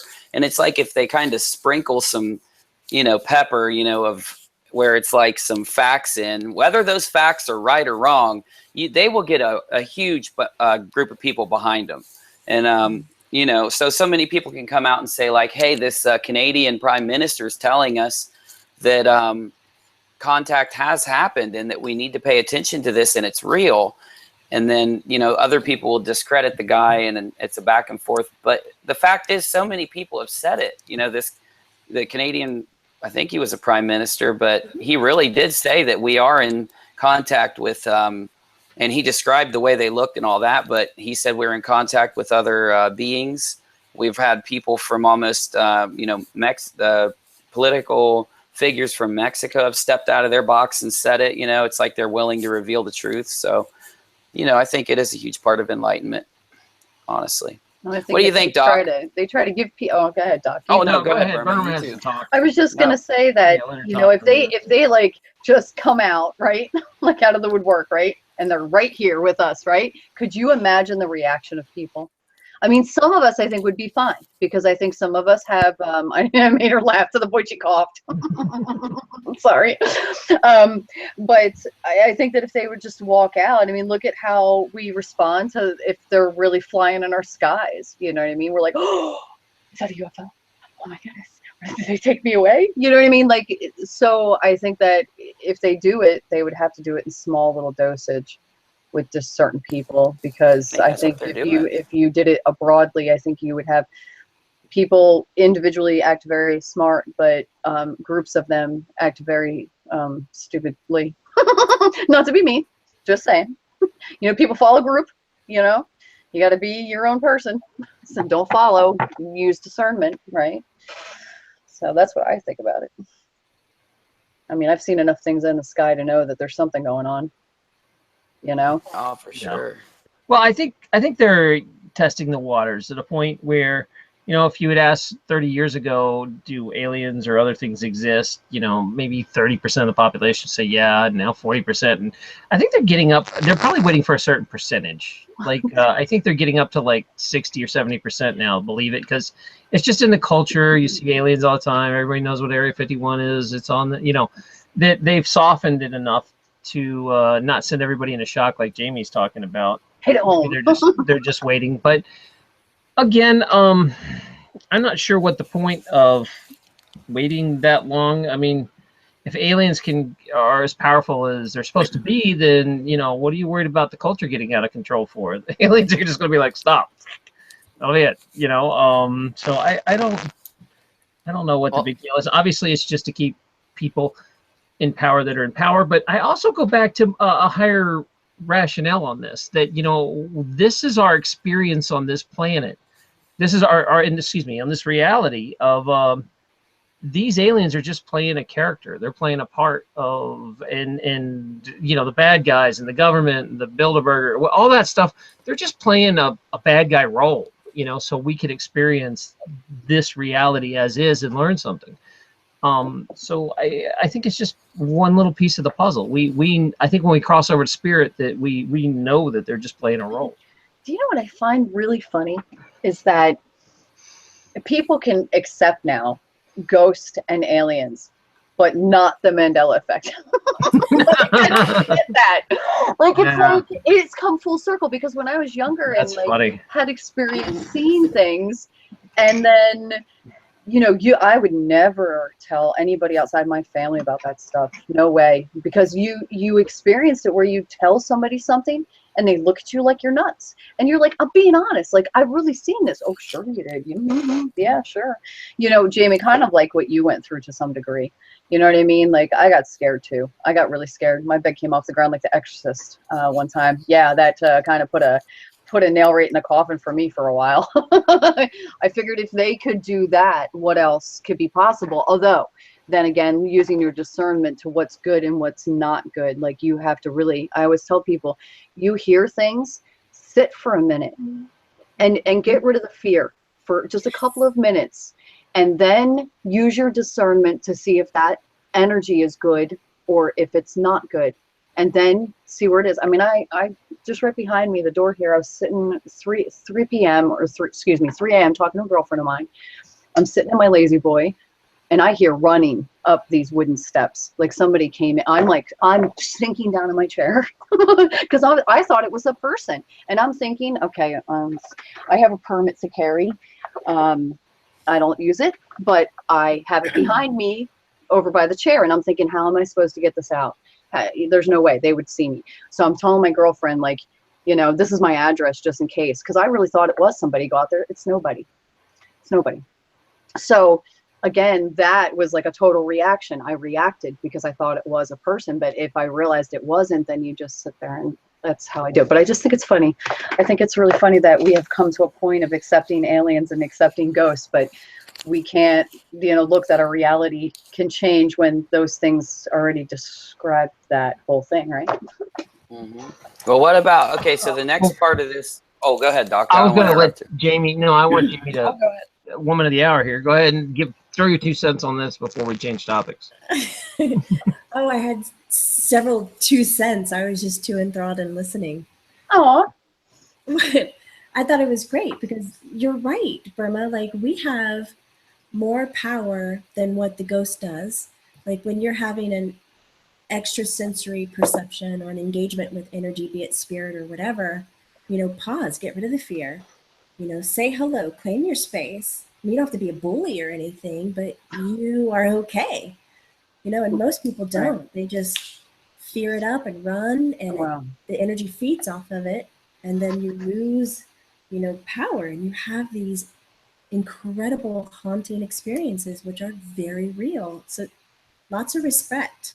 Yeah, I'll tell Gain you, your it power. scared me and my girlfriend to the point we were on a 3rd floor in an attic that was you know, it was a bedroom, but it used to be the attic, and you know, we messed around with Ouija board, shouldn't have been doing it, you know what I mean? But it wasn't, whatever it was not definitely not a good thing. I mean, it was what it was, but you also have to look at the fact of the fear factor of it trying to scare us too. Yeah. You know what I mean? Like that whole thing. So for a long time, I didn't want to see anything. I didn't want to deal with it. I just shoved it out. I mean, you can only shove it out so far.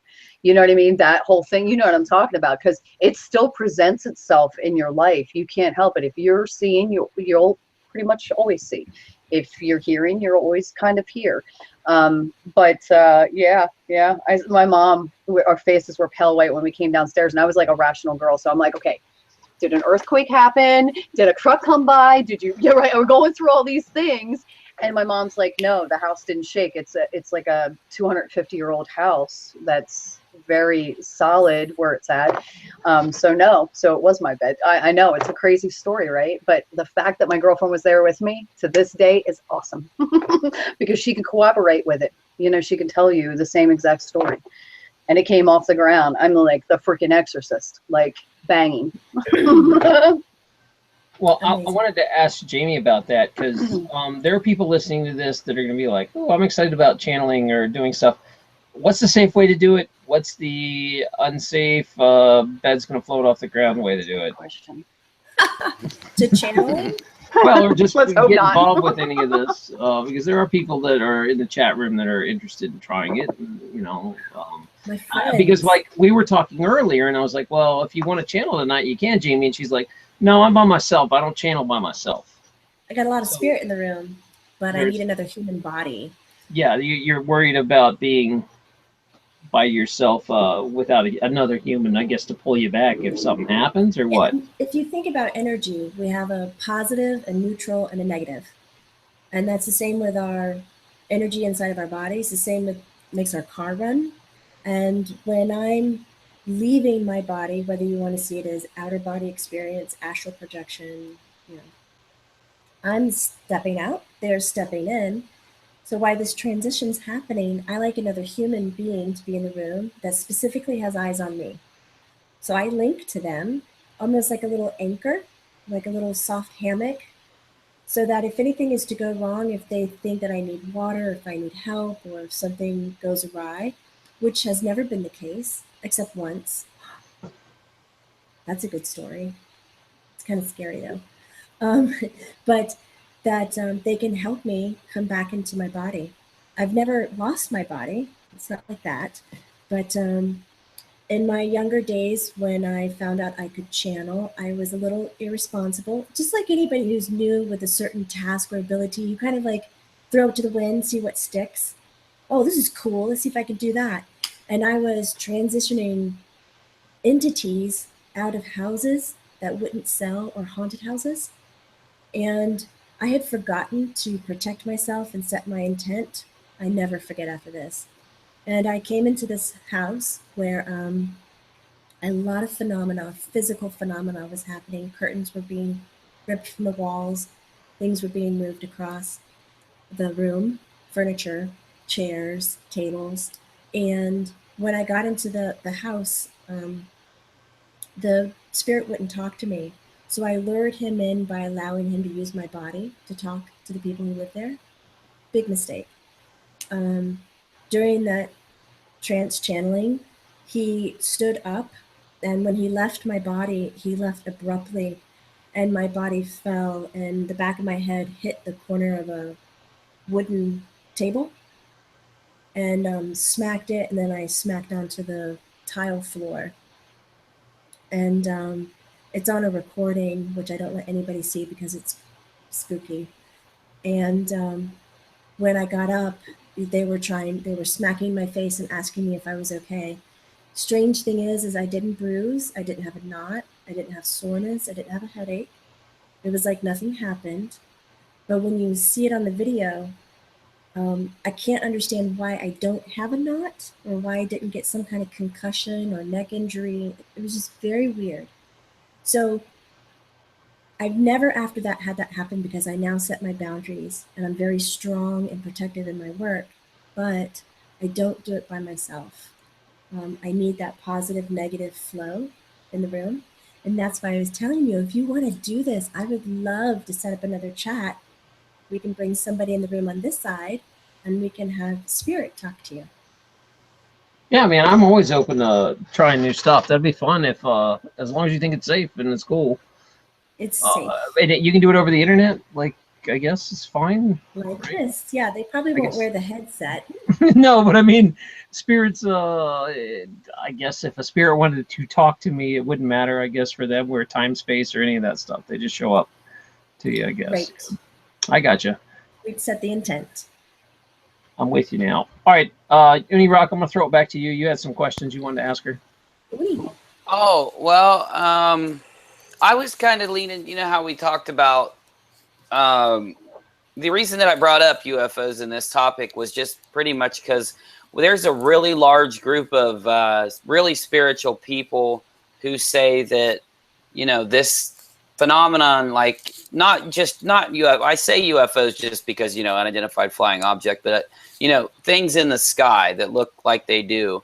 A lot of these really spiritual people are saying that it's a spirit. These are spiritual entities that, you know, or they have an intelligence. Some say they're, you know, good or maybe angels. Some say they're bad or maybe like demons. And some say even the ancient texts said that this whole thing about deception was related to this. I didn't know if you had an opinion on whether you think that spirits or entities from another dimension can take on these types of physical manifestations. And, you know, I know that's a lot for one question, but it was what I wanted to bring up when we were sharing 2 cents earlier, talking about communicating to other multidimensional races, is that some of them are on such a different dimensional plane that I can communicate to them like I communicate to spirit. And I'll ask them, you know, are you deceased? Because that's how we view it here on Earth. If I'm speaking to another human person, then I can recognize they're deceased. It's just their energy I'm communicating to. But other multidimensional beings say, no, I'm not deceased. This is my natural state of being. And I thought that was very cool because that opens up a whole new experience for people on Earth to have interactions with entities. And I would say there are a few races that I quite confuse with angelic energy because of their height, their vibration, their love, their compassion, quite stunning and beautiful. But as being like, were you asking if they were posing as different or playing certain roles? Is that what it was, Unirock? Well, or maybe if it's even possible at all, you know, because being it that you have spoken with these entities and stuff, I'm more wondering if there is any link at all between any of the paranormal things that happen in the world between that and you know, the other side or entities on the other side. In my personal opinion, I would tend to think that the paranormal activity on Earth is from earthly energy and earthly spirits, or what you want to call spirits from the beyond. The multidimensional beings, the aliens resonating in different planes, tend to have quite a different understanding of who we are and have a more intelligence of how to engage with us and not have a disturbance, if that makes sense. From what I've noticed in my personal experiences, now I haven't launched a research or a study on this, so I don't have many experiences under my belt. But so far, from what I can tell, they have a huge respect for what we're doing, almost as if there's some kind of protective contract or something that's helping Earth kind of stay a little more sheltered. And that the way these multidimensional beings come in, they're like, they really have to tiptoe and care for us and work a certain way. There are some multidimensional entities that don't. And there's something for a good nightmare. But I tend to avoid that kind of conversation. It does spook me. You're shaking your head. Have you had experience with it? I've had experience with just like things in my life that I've done in the past. Even if it's not bad, just anything really. It's like I have experiences through dreams. I've never really seen anything physical. I was saying it in the chat earlier, but you know, it's nothing real physical for me. But I have like really, really out there dreams where like I woke up the other day and I woke my girlfriend up and said, why didn't you wake me up? I've slept for like, I think I said 14 or 18 hours or something. And it was all this crazy journey. And there was, you know, I see these, I call them demons. I don't think they're demons though, but that's just my word for them because they look warped out, evil kind of, or, you know, dimensional. And you know, I'm plagued by this kind of stuff at night sometimes, but yeah, I don't know. I'm losing track. Whenever I think about those things, my mind gets a little warped out, but. Do you fear that stuff, Uni? I mean, no, I'm just wondering really. Because if it is a little bit on the fear side, it could be just coming out. I mean, I do believe our dreams are two different things, you know, like we're working our things out in our head, but I think we also travel. I mean, I definitely believe that, but maybe if you're fearing something, maybe it's coming out in that aspect. You get what I'm saying? Yeah, I don't think it's a fear thing though, because I don't really get terrified in the dream, but I will say that I usually speak of this kind of thing in a negative context because it's not something that if I painted a picture of it, the picture wouldn't look like rainbows and sunshine. You know what I mean? It'd look pretty mean, you know, or like pretty evil looking. Like an evil unicorn. No, yeah, no, seriously, no joke. Is there even a possible thing as evil unicorns? I got plenty of drawings of evil unicorns in my book. No, oh my God, that's so weird. But I draw a lot of crazy stuff. I got to see that stuff sometimes, by the way. I'll email it. But no, you know, I don't know. I like what you said about adventure. It's just like I'm in another dimension at night. And, you know, when I do sleep, which is not that often, that could play a role in all this too. I don't sleep much. I don't know. Meditation, dear, meditation. You learn how to meditate before you go to sleep. It'll really help you. I'm sorry, I can't help it. Jamie, I'm a massage therapist now. So I mean, like, if you couldn't like totally tell that, I used to be a truck driver, but massage therapist now. I would love to get a hold of your bed, Unirock, and put black tourmaline and rose quartz under the corners of your bed, and then line up stones for every chakra that you have in your body. So there's 7 main ones in your body, and put them under your mattress, kind of where your chakras line up. I can do this. Anchor them, so then when you're sleeping on it, you've got the 4 corners: tourmaline, protection, heart energy, and then the engaging the chakras. And if you want to go balls to the wall, tape. Can I say that? Yeah, that's fine. Oh, yeah. No, I love that one. Sure. Legit. Tape the black tourmaline and the rose quartz to the ceiling, and then you have a pyramid. And you're sleeping in a pyramid of energy. Those vibrations will speak to each other. It's very nice. So if you have a fan, you can just tape them to the top of the light, the globe. Or if you have, what do you call that? Sunken lights? Recessed. Recessed lighting. You can unscrew the little frame and then drop the crystals in and then screw it back in. You don't have to see it. Just energetically, it's there. I stash those vibrations everywhere. I believe in vibrations and things like that. I completely do. I think that reality itself is on, we're all on different vibrations personally. I need to try that out for sure. I would love to hear how you feel after that. Yeah, I'll email you or something, or try to contact you, because I'll do this. I'm pretty involved with things, so I'll probably have this whole place like rocked out here soon, like a bunch of different rocks here and there, all around me. It's so appropriate. Yeah, everybody here's crystal junkies, so it's, yeah, we all are. I mean, they normally holding one right now. They normally call Burma a hoarder, but since they're crystals, it's a hobby. Oh yeah, it's healing. It's not really hoarding. Look at this big one. This one's my fave. Look It's how big that thing is. Nice. People who have a lot of books and they're like, "Oh, we're not hoarders. We just really like books." It's like, okay. It's a private collection. Yeah. Yes. All right. I've just got some questions I have totally been ignoring from the chat room, so let me get to a few. Yeah. Jamie, Michelle wants to know, what is her thought on the flower of life being found all over the world in ancient carvings? Jamie, you got an opinion on that? Michelle, I don't think I have a personal opinion on the flower of life being everywhere. Is this the lotus that you're talking about? It's sacred geometry. It's sort of like a sacred geometry thing. Yeah. I do have it tattooed on my back. Well, then you didn't know what it was, and it's on your back. Oh, no. I mean, I know, but... It must have been one hell of a night. You want to hear this story? That's phenomenal. Like sailors get dirty stuff, and she gets a flower of life. Okay. That's right. That's how you roll. Put a lotus right there. All right, let's try the next question.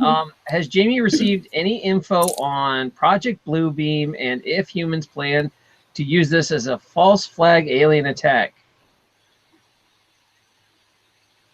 I haven't been asked that before. Do you want to pose the question? I don't even know what that question means. I can hook you up with an answer. Rock, you want to jump on it? I don't know what Project Bluebeam is. It's Really? more of like it's a thing of where they're saying that through, and there's a couple different definitions. The more general definition is that the this whole UFO and disclosure thing is not done by another entity outside of our world, but it's done by the government through holograms or whatever you want to say, but that it's just kind of a way to fool us all into something for some reason, whether it's evil intentions behind it or good. So, So it's a bit of a cover-up. Yeah, there you go. Project Bluebeam is basically where they supposedly can take, they can post images. Like if you're seeing a spaceship or like an alien in front of you, it's an actual, right? Am I right saying that, Unirock? Like yeah, that's like it's almost like a hologram. They can project what they want. They can project a hologram. Like some people think that the moon's a projection. So yeah. I gotcha. Okay. All right, so she didn't know the answer. Let's jump to the next question. What are her thoughts on the pyramids? Do you have any thing you've heard in the spirit world about pyramids, or when you're channeling old Egyptian dudes? Old Egyptian dudes. Yeah, you found out what the pyramids were for. Erik is in-house, and he wanted to answer the question before. That's why I thought you didn't. Okay, go ahead. Say hi, Hello, Erik. Erik. Hello, Erik. All right, so what question before? The blue? The blue thing. He says it's Okay. total conspiracy. If you think that your government can effing do everything it says it can, it can't. He says that they are working very hard and talking a big game, because if they can present something of this neighborhood, present that. Slow down for a second, would you? If they can present that kind of conspiracy, then when the real stuff starts to happen, then the government can say, oh, no, we did that. Because remember all those secrets that got out like 5 years ago? That's what we're able to do. It's just one more way to control, but they're not doing it in a false way to get you used to anything. He says it's all BS. So they're laying it out as a And the protection. moon is real. I know. I fully believe the I wasn't. moon's Yeah, real. no, I believe it's personally. real. I just don't know if we've moon's actually not- been. All right, that's a good question. Have Wait. have The we moon's been not there? a spaceship or what? Say that again? Is the moon a spaceship or not? Is he saying, is it a rock or is it a real hollowed out spaceship thing? It's a effing rock. Okay. Did we land on it? That's a good question. Yes. Really? I think we did, personally. That's just a personal opinion, too. He's saying yes. He is saying that there's stuff on the dark side of the moon. Hmm. There's he calls them ticks. They look like ticks embedded into the skin of like a dog or a cat. So they're Oh, that's creepy. electrical reflectors or signals, like a satellite dish. Huh. But I don't see anybody living. Is anybody living? It's not like a pod or a life source or anything like that. It's like transmission. You know what's crazy awesome is that on the moon, inside the craters, there's all these little tiny things that look exactly like what you just said. Really? I'll bring one up on my screen in a minute. I have to find it. So he's saying nobody lives on the moon. There's just like transponders and receivers and satellite stuff. It's like little stations kind of a thing. He's like, bring it on, bring it on. He says, hey, what's up? You're- All right, we'll bring it on. How old Let's would find out. how old would he be now? Like, because he seems like very like teenager to early 20s, right? Is that about how old? He says he's forever 23, but That makes sense. But he gets to choose, right? Forever young. Doesn't he age on the other side eventually, or doesn't have he to. chooses to stay where he's at? He's like, I'm aging on this side. Yeah, right. He says, I need to match my mugshot that my mom keeps sending around, because if I change and I show up to other people, they won't know who the H I am. All right, so there's questions coming in from Pat. What about, can you ask Erik about chemtrails? What the hell's chemtrails, and should we be worried? That S is real. What's in it? And why are they doing it? He's talking up a storm. Sorry about that. Hold on. No, we'll wait. Sometimes I he messes hope with you my feel throat. better.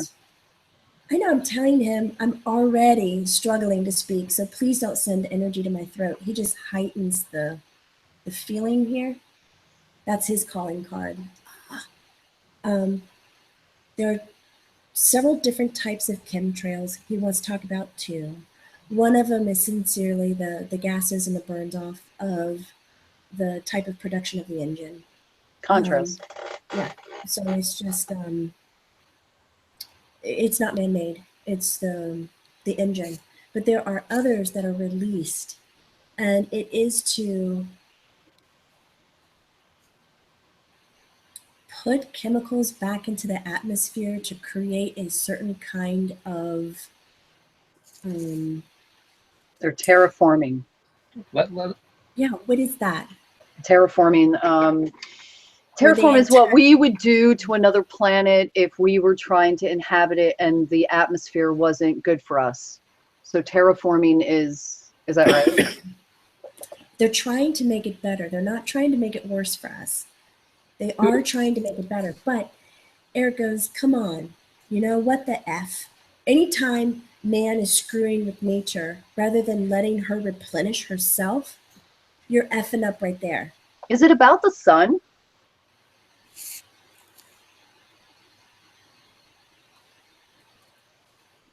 No, No. he's backing me from that one.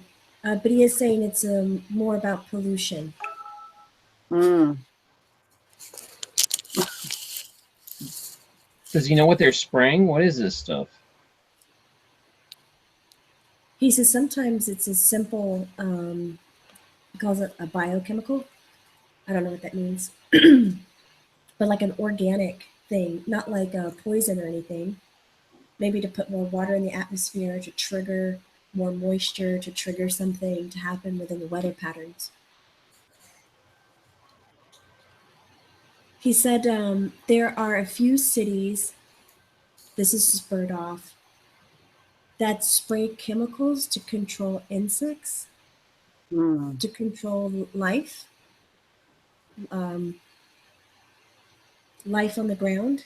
Not humans, but sensitive humans are affected by it and get all kinds Like of mosquitoes and allergies stuff and like that. molds and all kinds of things. Yeah, and The allergies are really bad with people right now. I think whatever they are spraying is definitely affecting some people. he's like, we don't need to mess with the air, we need to purify it. Right? He Yeah, really rocks. that goes with a story that has been released by Harvard about 20 some days ago. That was, or maybe it was longer than that. I could be mixed up, but there's a story released by Harvard that they're releasing aluminum shards into really small ones into the atmosphere to try to combat the heat from the sun due to global warming and the reduction of O3 in the atmosphere. So, you know, really smart people are trying to spray these things to try to help with weather and drought and stuff like that. And they think that small metal shards will stay in the atmosphere and help us in the long run. So it kind of reminded me of that one when you said that. Okay, I'm going to get crucified if I don't jump in and ask this question. What does he think about the Mandela Effect? And what's causing it?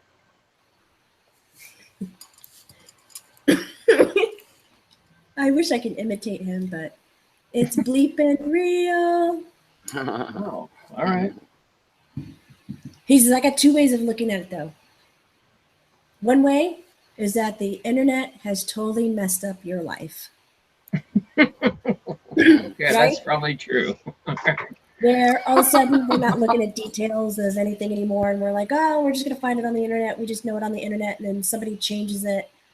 And then the mass of people go, oh, that's really what it is. It's not that over there. Oh, and then they miscommunicate, and they change it all, and then you're like, oh, that really messes with my head. But he's just chatting on about that. So I would like wrap kind of some of it up with just that. Total miscommunication, rebranding, like messed up. But then there are things you like, my son calls them glitches as well. Erik goes, then there are the glitches, right? And the glitches are, I don't have anything, I can't show them. He's like, get a piece of paper. I don't have any paper. Like I need props all of a sudden. With time being wrapped in and on itself. That there are moments where the masses of consciousness are coming together and hitting these peaks. And these peaks are kind of blending time points together where reality can shift or grow. And he says, now, the things where humans get stuck is you're only experiencing one moment at a time, right? Yeah? Yeah? He says, you're with me, right? You're only experiencing this right now, Yep. right? Right, I'm with you. And you have a Unique. belief system that what's happening in front of you is a total effing mystery, and then what happened behind you is your memory. And that's done, you can't touch it, and that is new and you can design it.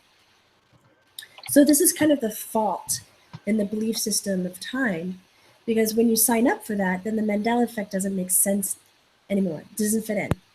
He says, but if you sign up to that, you're only living this one moment, and this one moment continues to exist, then all the moments in your life are continuing to exist, are they not? So, if for some reason the consciousness of thought reaches masses, reaches masses in one of those moments, then we can bend that experience and fold reality to where it can change its experience. That's all I'm saying, because we can simplify it down from having parallel universe, that every second you have 1,000 choices, you only choose one, but yet the 1,000 other things still play out, but you're just focused on one, and there's 1,000 other parallel universes of you and that one choice that you've made. Man, he's going on and on and on. Keep going. We're listening, because it's a deep concept. So he's saying that consciousness folds upon itself, and there's some intersection points, and that we're kind of one of these intersection points that you can choose what consciousness. If enough people believe it makes it move that direction. Yes. He's like, you need consciousness to kind of feed the life. Consciousness is the soul, is the energy of all that is. Like, we need to feed it to grow. So if you can imagine those 1,000 other choices that you didn't choose to focus on, right? They're not getting fed by your consciousness, by your energy, so they peter out and die. I can't make the noise. Is that why we're seeing different glitches of reality? These other choices that petered out and died? No, the glitches in the reality are other choices that many people focused on, and they paralleled, and they're touching, All right. folding, and meeting. So what does explain when they change back? They let go? Yes. Because we've had Mandela effects that have come from here, moved here, and come back to here. You know what I mean? So I don't know if I prescribe to those as much myself, but that's just a personal opinion. well, look You've at never the, seen a flip-flop? I mean, yeah, I look at have, the thinker. I don't know. I mean, I see the thinker and all that, but I think a lot of people are getting. I don't want to piss anyone off, so No, it's not fine. you guys. Not you guys. I mean, viewers, because I will make some viewers mad. Well, Trust me. The thinker. I agree What's the with thinker? I agree with Eric in a sense that it's I think a lot of stuff is really easy to change digitally on the internet. That people can be persuaded one way or the other. That's legit. But then there's things that actually changed in my house when I picked up, my Bragg's apple cider, and it now says Bragg. Things that I have in my physical life that I absolutely knew were one way. So I do feel like, the physical proof's hard to kind of shake a stick at and say. It's not Bragg's? No, it's Bragg now. Bragg. It's no longer plural. Go look at it in your cabinet. You'll be like, what the hell? I'm going home and looking at it. And it's Okay, never been Bragg's. If you contact the company, they say it is not. We had a letter from the company where they're like, no, people think it is, but man, you're out of your mind. I used to buy it all the time. Anyway, why we got Eric, keep asking. Yeah. Let's see him. I want to get this down. Does CERN have anything to do with it? Because There it is. CERN. He's dropping it. He's dropping it like it's hot. I gotta ask. I mean, I'm gonna get crucified if I don't ask about I know. that. I see it in the chat room. And I'm scared. I don't even want to ask about flat Earth. But I'm gonna We have to know. Well, we're gonna get the answers tonight. That's right. Burma's laying down crystals and sitting on them. That's I know. You Where's know what vegan? it is? I need vegan. I have like pants that are really long at the end, and I got it underneath my wheel, so I had to like get it unattached. I was hung up. Okay, does CERN have anything to do with what? With the Mandela Effect. One of the most popular theories is that CERN ripped a hole in space-time and it's causing this. CERN likes voodoo a lot. Or are they just getting all the blame?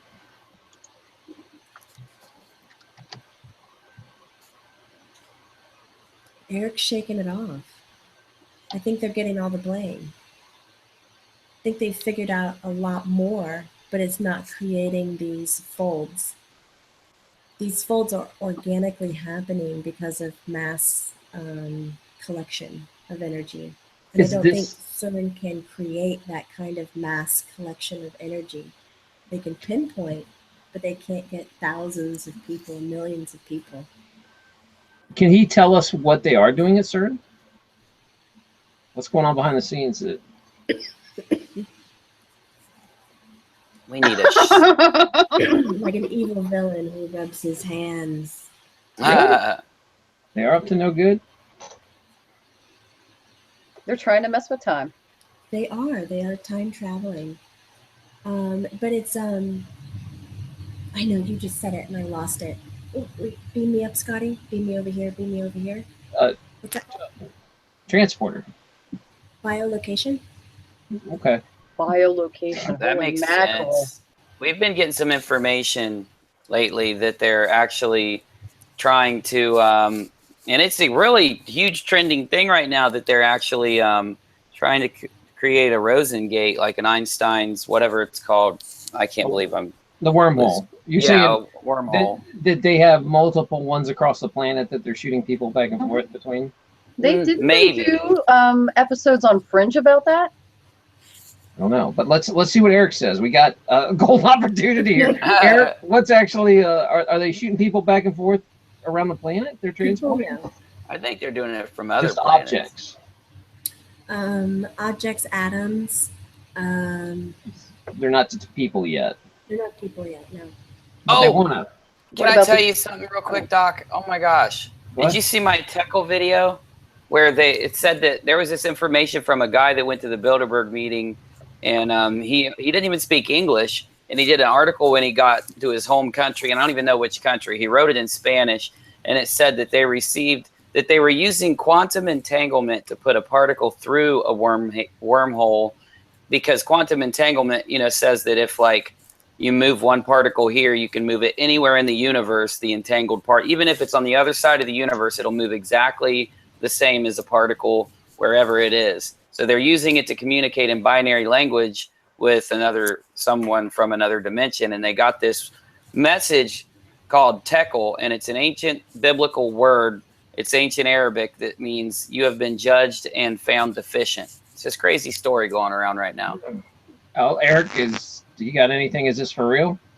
Are we getting messages from other universes using binary code? Yes. Nice, because my video is trending on that, and I was hip when he didn't say it was not real. That's legit, huh?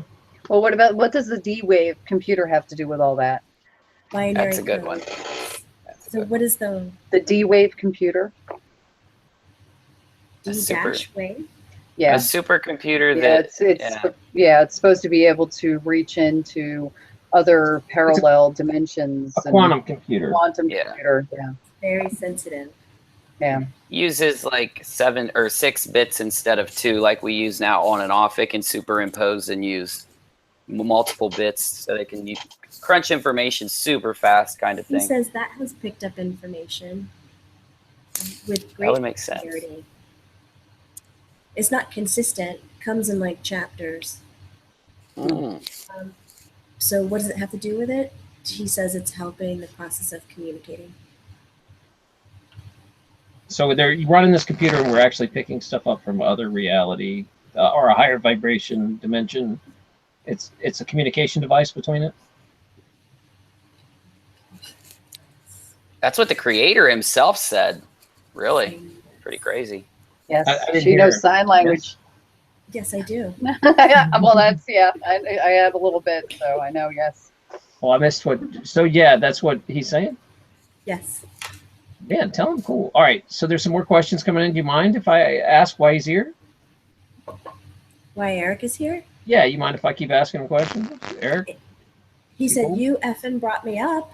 I did. Oh, he wasn't He says, asking. you Doc put my wasn't name. asking why he was You here. put my name. You put my name in the billing, Doc. In the what? In the billing. The billing. Yeah, I guess I Description. did. Yeah, I did. All right. Yeah, I did. You're right. Hey, man. So it's your fault. This is a cool crowd for you to be with, though.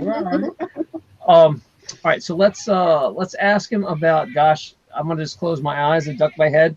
Is the Earth flat?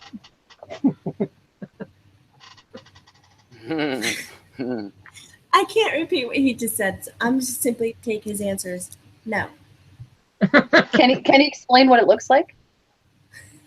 No, I'm just asking. Just asking to explain what it looks like. He said it's not round, like people like to say it is. Okay, so there might be something that it's not round and it's not flat. What is it? Is it a globe? Is it a snow globe? Is it what is it? It's not square. It'd be funny if it was square, though. Well, there is a theory that it's like a snow globe, that it's like a half a globe. Oh yeah, the ancient texts say that. Actually, a lot of ancient texts say that. Supported by 4 pillars on each side, and it's a, you know what I'm saying. I'm just the messenger. Don't shoot the messenger. What did Erik say about that? No. Okay, so now I have a silly question. I just want to ask it. How about the dome? Is there a dome? Is it like, no, nothing? I just wondered if, you know. No. But the it's way not. he talks about it, he says, you like to think that the earth is a solid rock mass. You know, and you can throw a rock and it doesn't, you know, unless you blow it up. He says, as the earth moves, gravitational forces are different and it shifts and changes the shape of the earth. But in general, if left alone in good atmosphere and good standing, it would be circular or sphere shape in nature. Is it hollow? Can I say something on that? Because that's sorry. really cool. That's a really cool statement, because we've been looking into information from physics saying that the way that light bends due to extreme gravity, you know, it's a principle of physics that light does bend due to gravitational differentials. So like the Earth being one size will cause light to bend so much, but Jupiter would cause light to bend more, whereas like a black hole would cause it to bend like a lot. And you know, it just goes in line with what he said. I had to bring that up. I'm sorry. That's really cool. No, he's quiet. You want to ask him something else? Okay, yes. Is the Earth hollow? Not at its core, but yes, there are large masses of hollow space inside the Earth.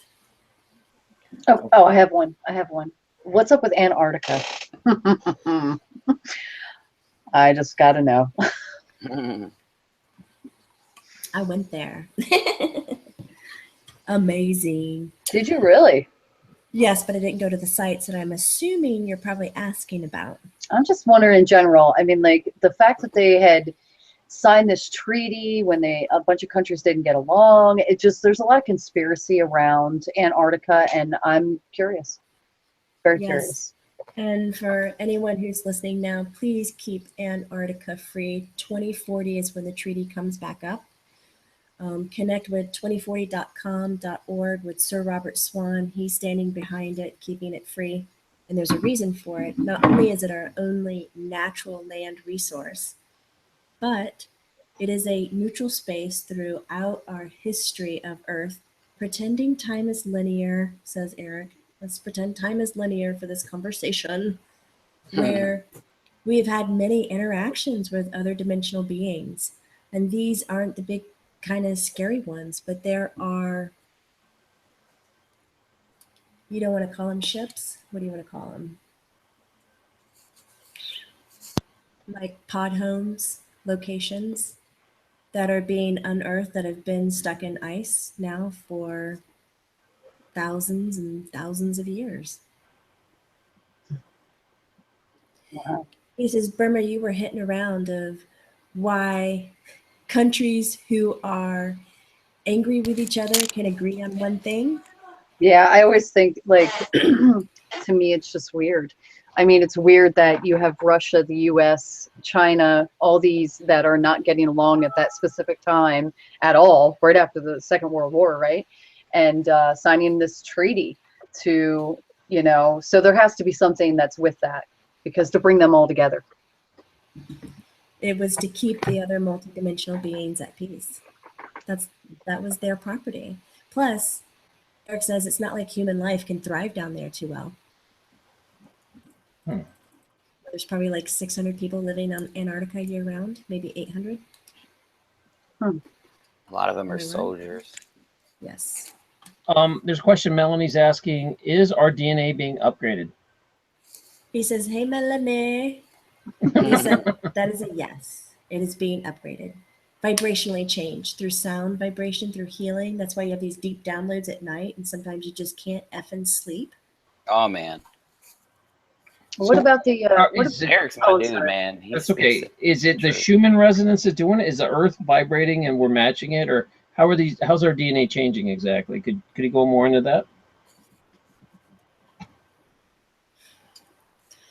Because I want to look at it in two different ways. I don't know what this hand gesture means. The earth is changing her heartbeat. And yes, the people who have their feet on the earth that are here have to adjust to that. So that's one vibrational upgrade. Now there's a different vibrational upgrade per. He goes, "Now I'm not trying to place judgment on anything here. Let's just all accept where we are. One's not better than the other. That there are certain levels of awareness that each race is at." He's taking the word race back. Because when he's talking right now, I'm looking at anything that has life force, from plants, animals, insects, to people, to domesticated wildlife, all of it. Amongst those, there are some that are willing to receive, that are open, and some that are closed-minded or not willing to open or change. The level of willingness of where you're at will also bring in a secondary kind of vibrational shift that upgrades your DNA. Can you ask him about the ringing in the ears that some people have been experiencing? Pretty please and thank you. He says, that's my S yelling in your ear. That's a nice answer. He trolled Ah, you. shit. He trolled you. I know, right? What's up with that, man? He All says, right. that's right, Uni Rock. I hang right behind her head and I just effing yell at her all the time. I'm not hearing you. All right.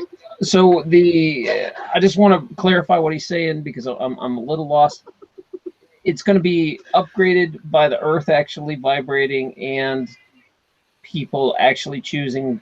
What is this going to happen like in our lifetime? Does he have a time frame for when the next shift is coming where we can start seeing other dimensions and realities? Oh, this doc, it's happening now.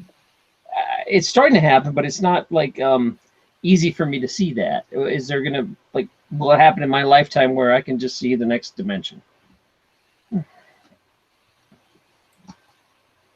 Yes. Yes. So this transition's happening and this go. So Yeah. Is it really? Like not to get your panties in a wad. they're in a wad? I tell him this all the time. I'm excited about it. I want to get them wadded. There you go. Oh, that's funny. Because the next dimension might not be as big and amazing and incredible as you think it is. Tell us what it is then. No, you can go ahead and ruin the surprise. He says there's no surprise. Some of you already work within it. He says, think of it like this. Thought is the next dimension. There it is. Oh. Now, if you're able to see into thought, you're going to start seeing other people's thoughts. You're knowing what they're thinking. Your telepathy skills all coming back. They're coming back to you. You used to have them a long time ago, and you guys grew out of them. That's unfortunate. I fully It's believe very that too. It is. I I believe mean, that it's that's like how it's the empathy thing. It's look at that kitty. Just give me that kitty.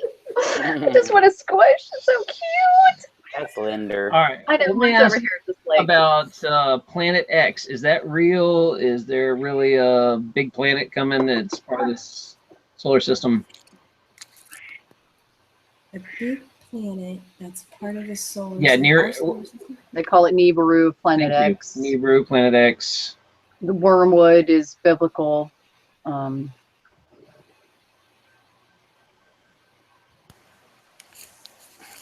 Is there any other name?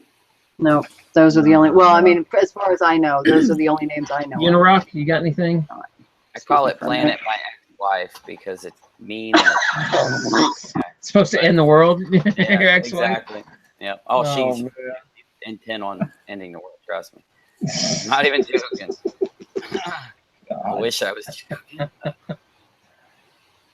No, yeah, Nibiru. I've been doing a lot on it lately. It's definitely worth everybody looking into. I'd love to hear what Erik has to say on it, but yeah, because I mean, the ancient texts say that it will happen, and that Zachariah Stitchin's the man who said the Sumerian tablets predicted this, but he was discredited by so many people on the internet, and all they did was basically call him a liar, and then everybody believed him. Well, it seems like millions of people believed that he was a liar just because it was said that he was, which I don't consider anyone a liar without evidence personally, but Good.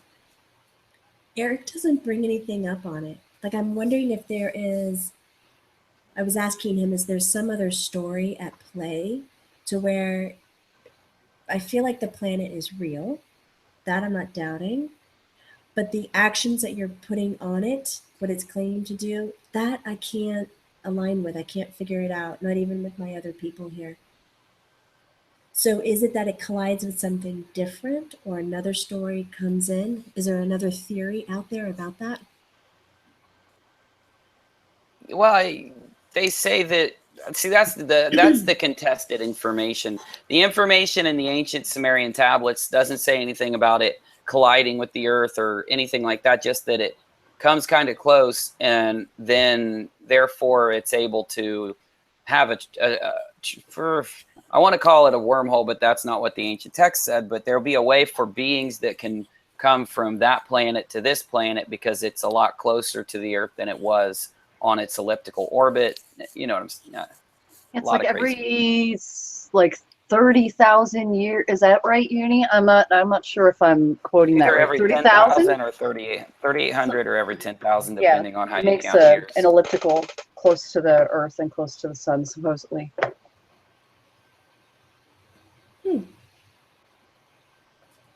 I see that it's there, but they're not confirming the story of it making a collision. Yeah, there's a lot of people that are just kind of throwing theories of what's going to happen when it shows up. And, well, could you imagine seeing that, though? I mean, really. They're saying that the Anunnaki gods come back, that the aliens live there, or that it's going to affect our gravity or flip our poles or,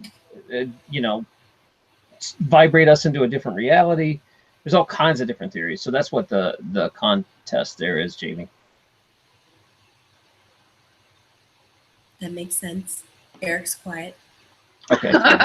He doesn't know that one. All right. Let's roll to the next one there. Go ahead. Do you guys have any questions before I take more from the room? Not anything I like to share live. Come on. He knows. He knows what you're thinking. Doesn't matter. Lips are closed. For once in my life. All right. Someone's asking, are there energy parasites? Are they the archons? Are those real, Erik? Energy parasites? He says, hell yes. So they're beings from other realities that just come in here and feed my ex-wife. Yeah. Sorry, if she's listening, she's gonna kill me. I mean, like, I was coughing so hard I had to like stop because it was. I had to. Oh. Well, Erik says they're not even just from other multidimensional planes; they're also from Earth as well. Columbus, People Ohio. Who pass over that don't. He says, "Yeah, the first name is X, the last name is wife." That's right. That's what I'm saying. Now, I want to discuss it a little more serious. So how do they create energy parasites here?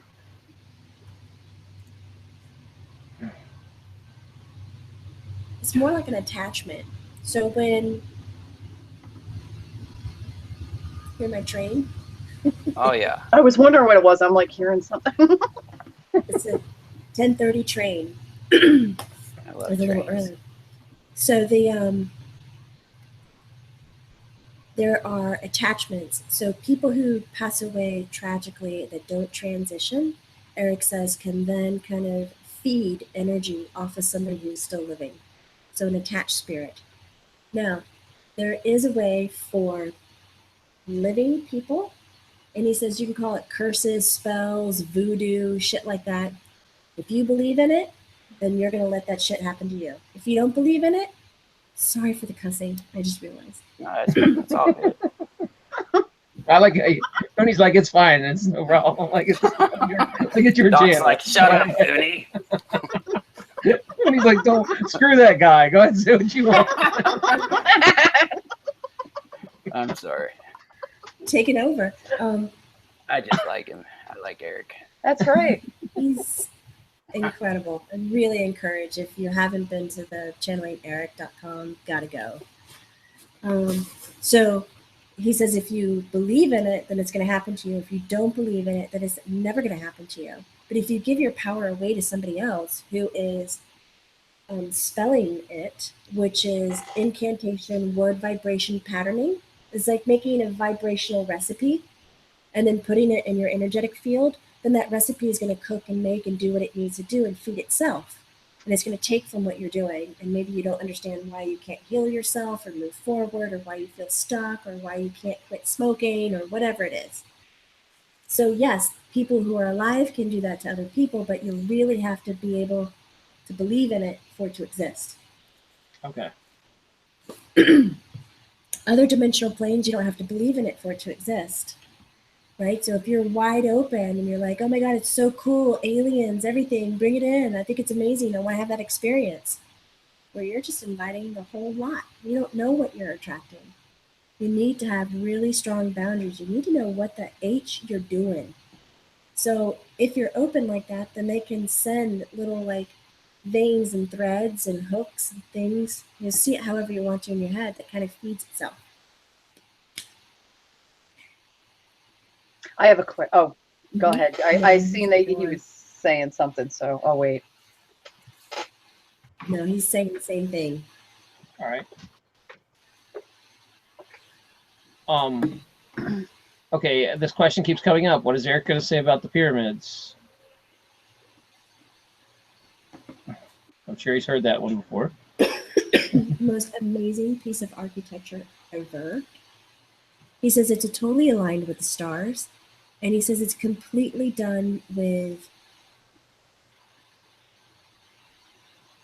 Say that again, that didn't make sense. Sorry. He goes, you're just not listening. I'm like, when you look at the layout of the pyramids, it's also a homage to the entities, the multidimensional beings that they were communicating to you. It's a star pattern on the ground. So it goes beyond just a specific placement or mimicking what they think is pretty in the night sky, or maybe associating the king or the pharaoh with a certain star in the sky. It is to pay homage to whom has helped them. Is it also about the ley lines of the earth? He's saying yes. It's an energy issue. That's an energy thing as well, right? Strategically placed. Mm-hmm. Okay, I'm just wondering. All right. Ray is asking me, can you ask her, what are the energy anomalies coming from Antar? I don't know what Antar is, but maybe Erik does. What is Antar? Probably Antarctica. Oh, is that what that means? Maybe she just hit enter too soon or something. That's what I was thinking Well, too, Antarctica. Let's get back to that when that's clear. Sorry. All right. Here we go. M. Hobbs. Hey, thanks for the donation. Can you please ask Erik about our anatomy changes and how and why they happened? Will it change more? And if I don't believe they happen, so and if I'd love to Or if know. they didn't happen? Anatomy changes?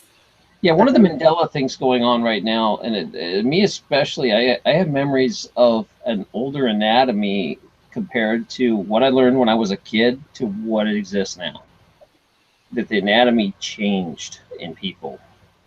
And a lot of other medical professionals are starting to see that, that were commenting.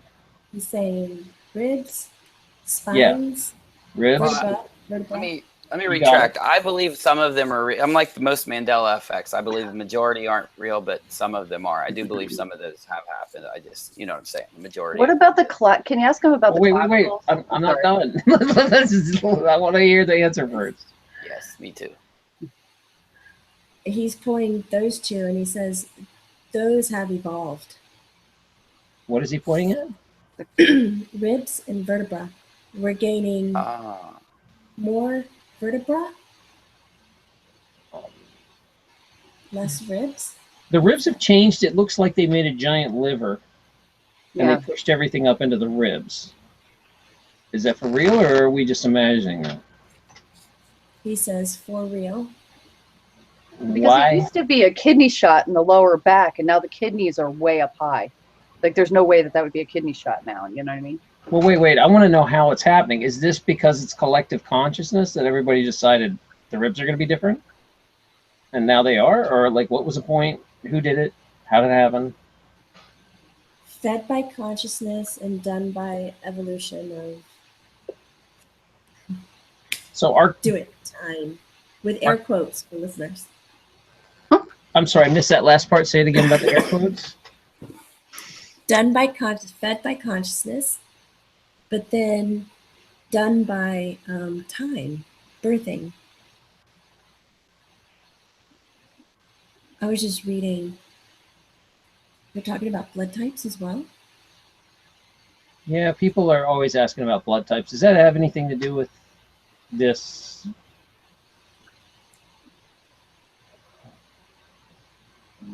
He says it has everything to do with it. What, the blood types? Could he expand? Okay, so you're talking about the change in the physical body, because he says the blood types are changing in the body as well. They're becoming more mixed and more universal. And there's less rare blood types.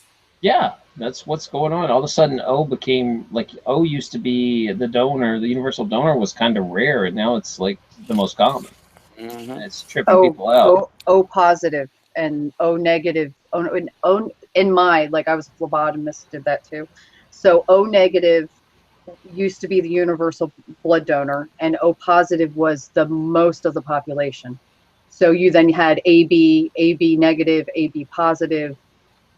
Of course, you know, all the other ones, A and B, you know. You know what mine is? I think it's funny. I'm B negative. B negative? I'm like the most positive person around. I was about to say that. Like, Wow. Yeah, that's Then she makes a joke. that's not cool. Yeah. All right, so some of that's for real that he was talking about that because, you know, there was a lot of there was a lot of questions about that. The anatomy was a big one. Now, guys, we weren't going to get into this. We weren't even planning on having Erik show up, and Jamie had told me that she is not feeling well anyway, so we weren't really going to go deep. I'm going to take one more question, and that's it. And then I'm going to let this poor woman have a break. Did Burma or Uni, do you guys want to have a question? I have a question for her, but I want to wait till we're off air. I'm sorry to everybody. It's just there's something, you know, that's... Yeah. When she's done, she wants to go to bed. Okay, then. I cannot believe that we don't have any more questions for her. I'm just in shock. It's all good information, so my brain's kind of catching up still. Oh, Melanie has one last question. Are the Anunnaki real? Erik says yes. All right. It's a scary thought, too. They're still here. Oh. On Earth? Yeah, I mean, are they still coming in here, or do they leave us alone at this point? They have not let us alone. But they're more controlled, Erik is talking about. There's another multi-dimensional race that has a lookout or an eye on them, observing. There's a lot more sense of control. So is mankind getting help now from all the forces that have pretty much hijacked it and ran it? It says we've always been getting help, but now it's more prevalent. We need help, man. We've been finding a lot of statues around the world that are big eyeballs too. I've got one right here. Bam. Cool. I'm wondering, Eyeballs. one last thing, when will consciousness evolve that, like, you know, war will stop and the killings and the evil? Are we ever going to get to that point as mankind in this life, or is this something way, way, way out in the future where we move Yeah. past that? It's laughing. It's a great pipe dream. Really appreciate you bringing it up, buddy. So you tell me that we never evolved past like violence and killing? Think about it. He goes, do we need humans to evolve past good and bad? That's the beauty of being human. That's why we exist. We have this, duality life that you can't obtain in other dimensional planes. It just doesn't exist. So He said, that's so you're battling against one of your greatest abilities. So go ahead and sit down and try to convince the masses to collaborate in that nature. You're always going to have one tribe, one group, one place that wants to go against the freedom of speech and life, or what you might call negativity. That's my theory. That was my Aquarian theory, that we're always going to have it forever, because that's the reason for this existence, is the battle between good and evil, and to see where each soul sits. That's why we're here, to see or what side experience you both sides. Yeah, You are so dramatic, Unirock. Doesn't I have to be an effing battle. They can coexist in great harmony. Evil That's and where good, you though? win. The Yes. balance Yes. is really off right now, though. It needs Wait, to kind of shift back a little bit, I think. how do they exist together? Like, they're not. It's like the yin and yang, right? You got a little bit of bad and the good, and a little bit of good and the bad. I got you. Not in my universe, buddy. No, I'm just kidding. I'm just playing. All right. He's going to come back to life just to arm wrestle you, Unirock. I love that. I love that. He'll stream it. Don't worry. I will. You better go start working out. Sell tickets. I gotta earn a scholarship. Okay, Big thank you. That was a really surprise to have Erik join us. Thank you so much, and welcome back anytime. This was fun. Yeah, it was a lot of fun. Thanks for telling us it like it is. And as Jamie, we didn't even get to, because I had all these ideas to let you talk about your new projects you're doing, and then this show became this. So if you want to come back when you're feeling better, I can have you on in a month or two, and you come back and we'll do some channeling. Isn't that what we're doing now, or what? Oh, this is like I'm listening and repeating, like auctioneer channeling, but we'll let somebody come in and talk to you. Oh wow. Okay, I'm scared what'll come out. That's it. All right, and then I appreciate all the donations that have been coming in. Liz, thank you so much, guys. And I really appreciate that. It keeps the lights on and helps out a lot. And I do not have a person booked for next week yet. I have some people that want. So I'm not sure if I'll be on Thursday night or not. If not, Unirock will definitely be streaming, because he never stops. Ever. So Jamie, Unirock streams like a show a day for like 3 or 4 hours. It's crazy. He streams more than your entire network streams, probably. We don't know how he does it. We don't know. We think he's a robot. Lots of caffeine. We the think James Brown of YouTube. Wow. So Speaking of which, I'm dancing later. I'm going to be dancing. All right.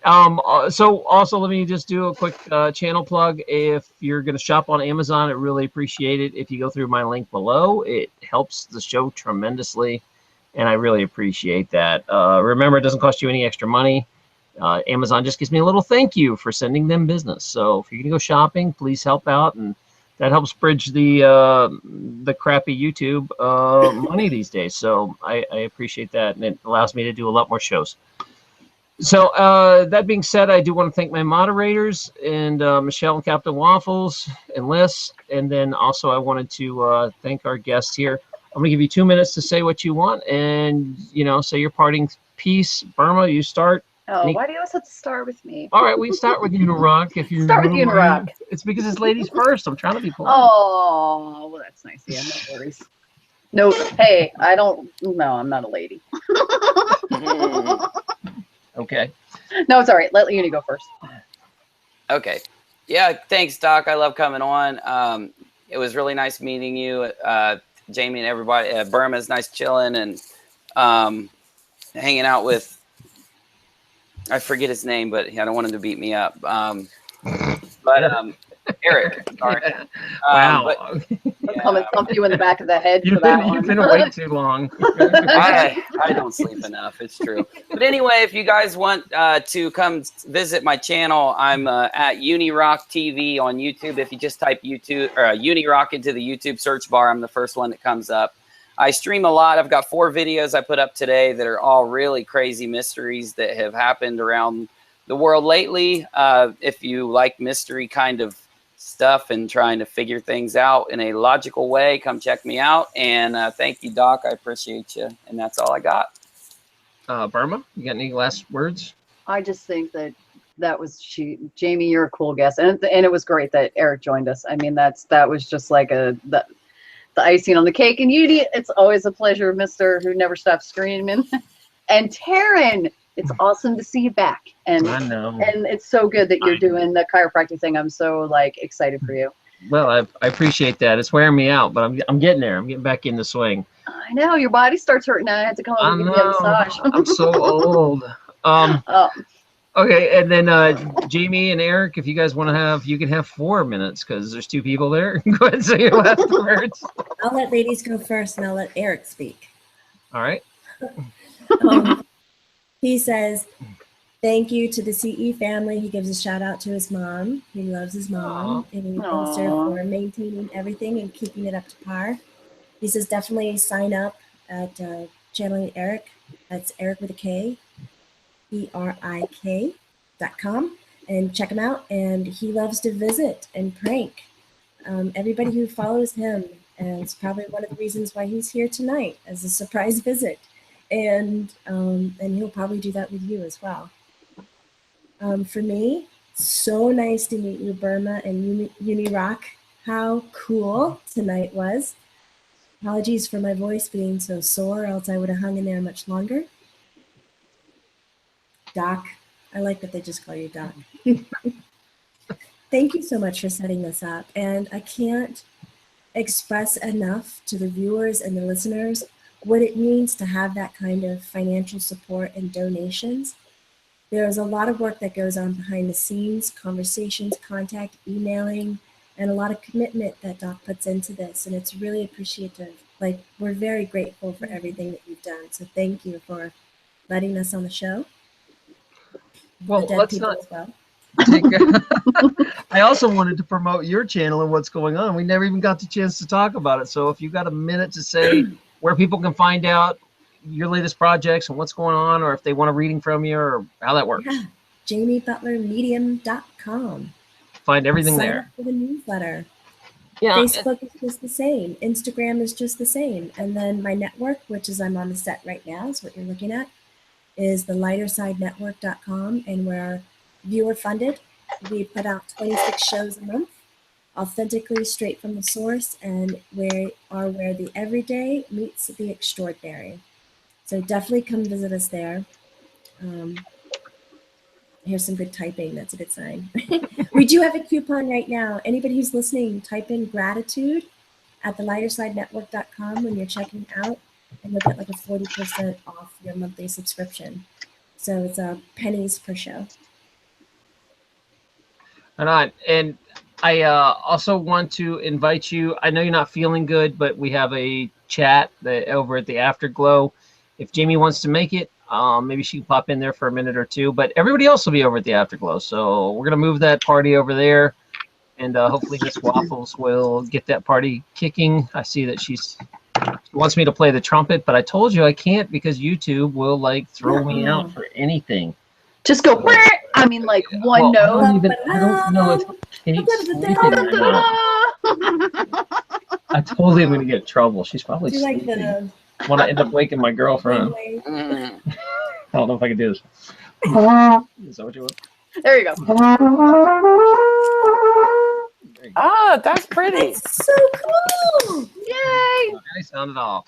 All right, now I'm going to get chewed out for waking my girlfriend. So thank you, Miss Waffles. I hope it was worth it. The stuff I do for donations. All right. That's all I'm going to say. So as everybody, I really appreciate Jamie coming on. That was so cool to have you on the show, and you're welcome back anytime. And Uni and Burma, thanks for carrying me. I appreciate that. Anytime. Yeah, man. You guys are always Anytime. welcome. You're like steady Any day, guests at every this day. We're point. like the family. Yeah, it pretty much is always going on. The really dysfunctional family, but it's okay. Hey, remember, guys, it's not woo-woo. It's true. That's right. True. That's right. All right, so Absolutely. stay positive, support each other, and be nice to your cat. I'll see you over in the chat. Yes, I love it.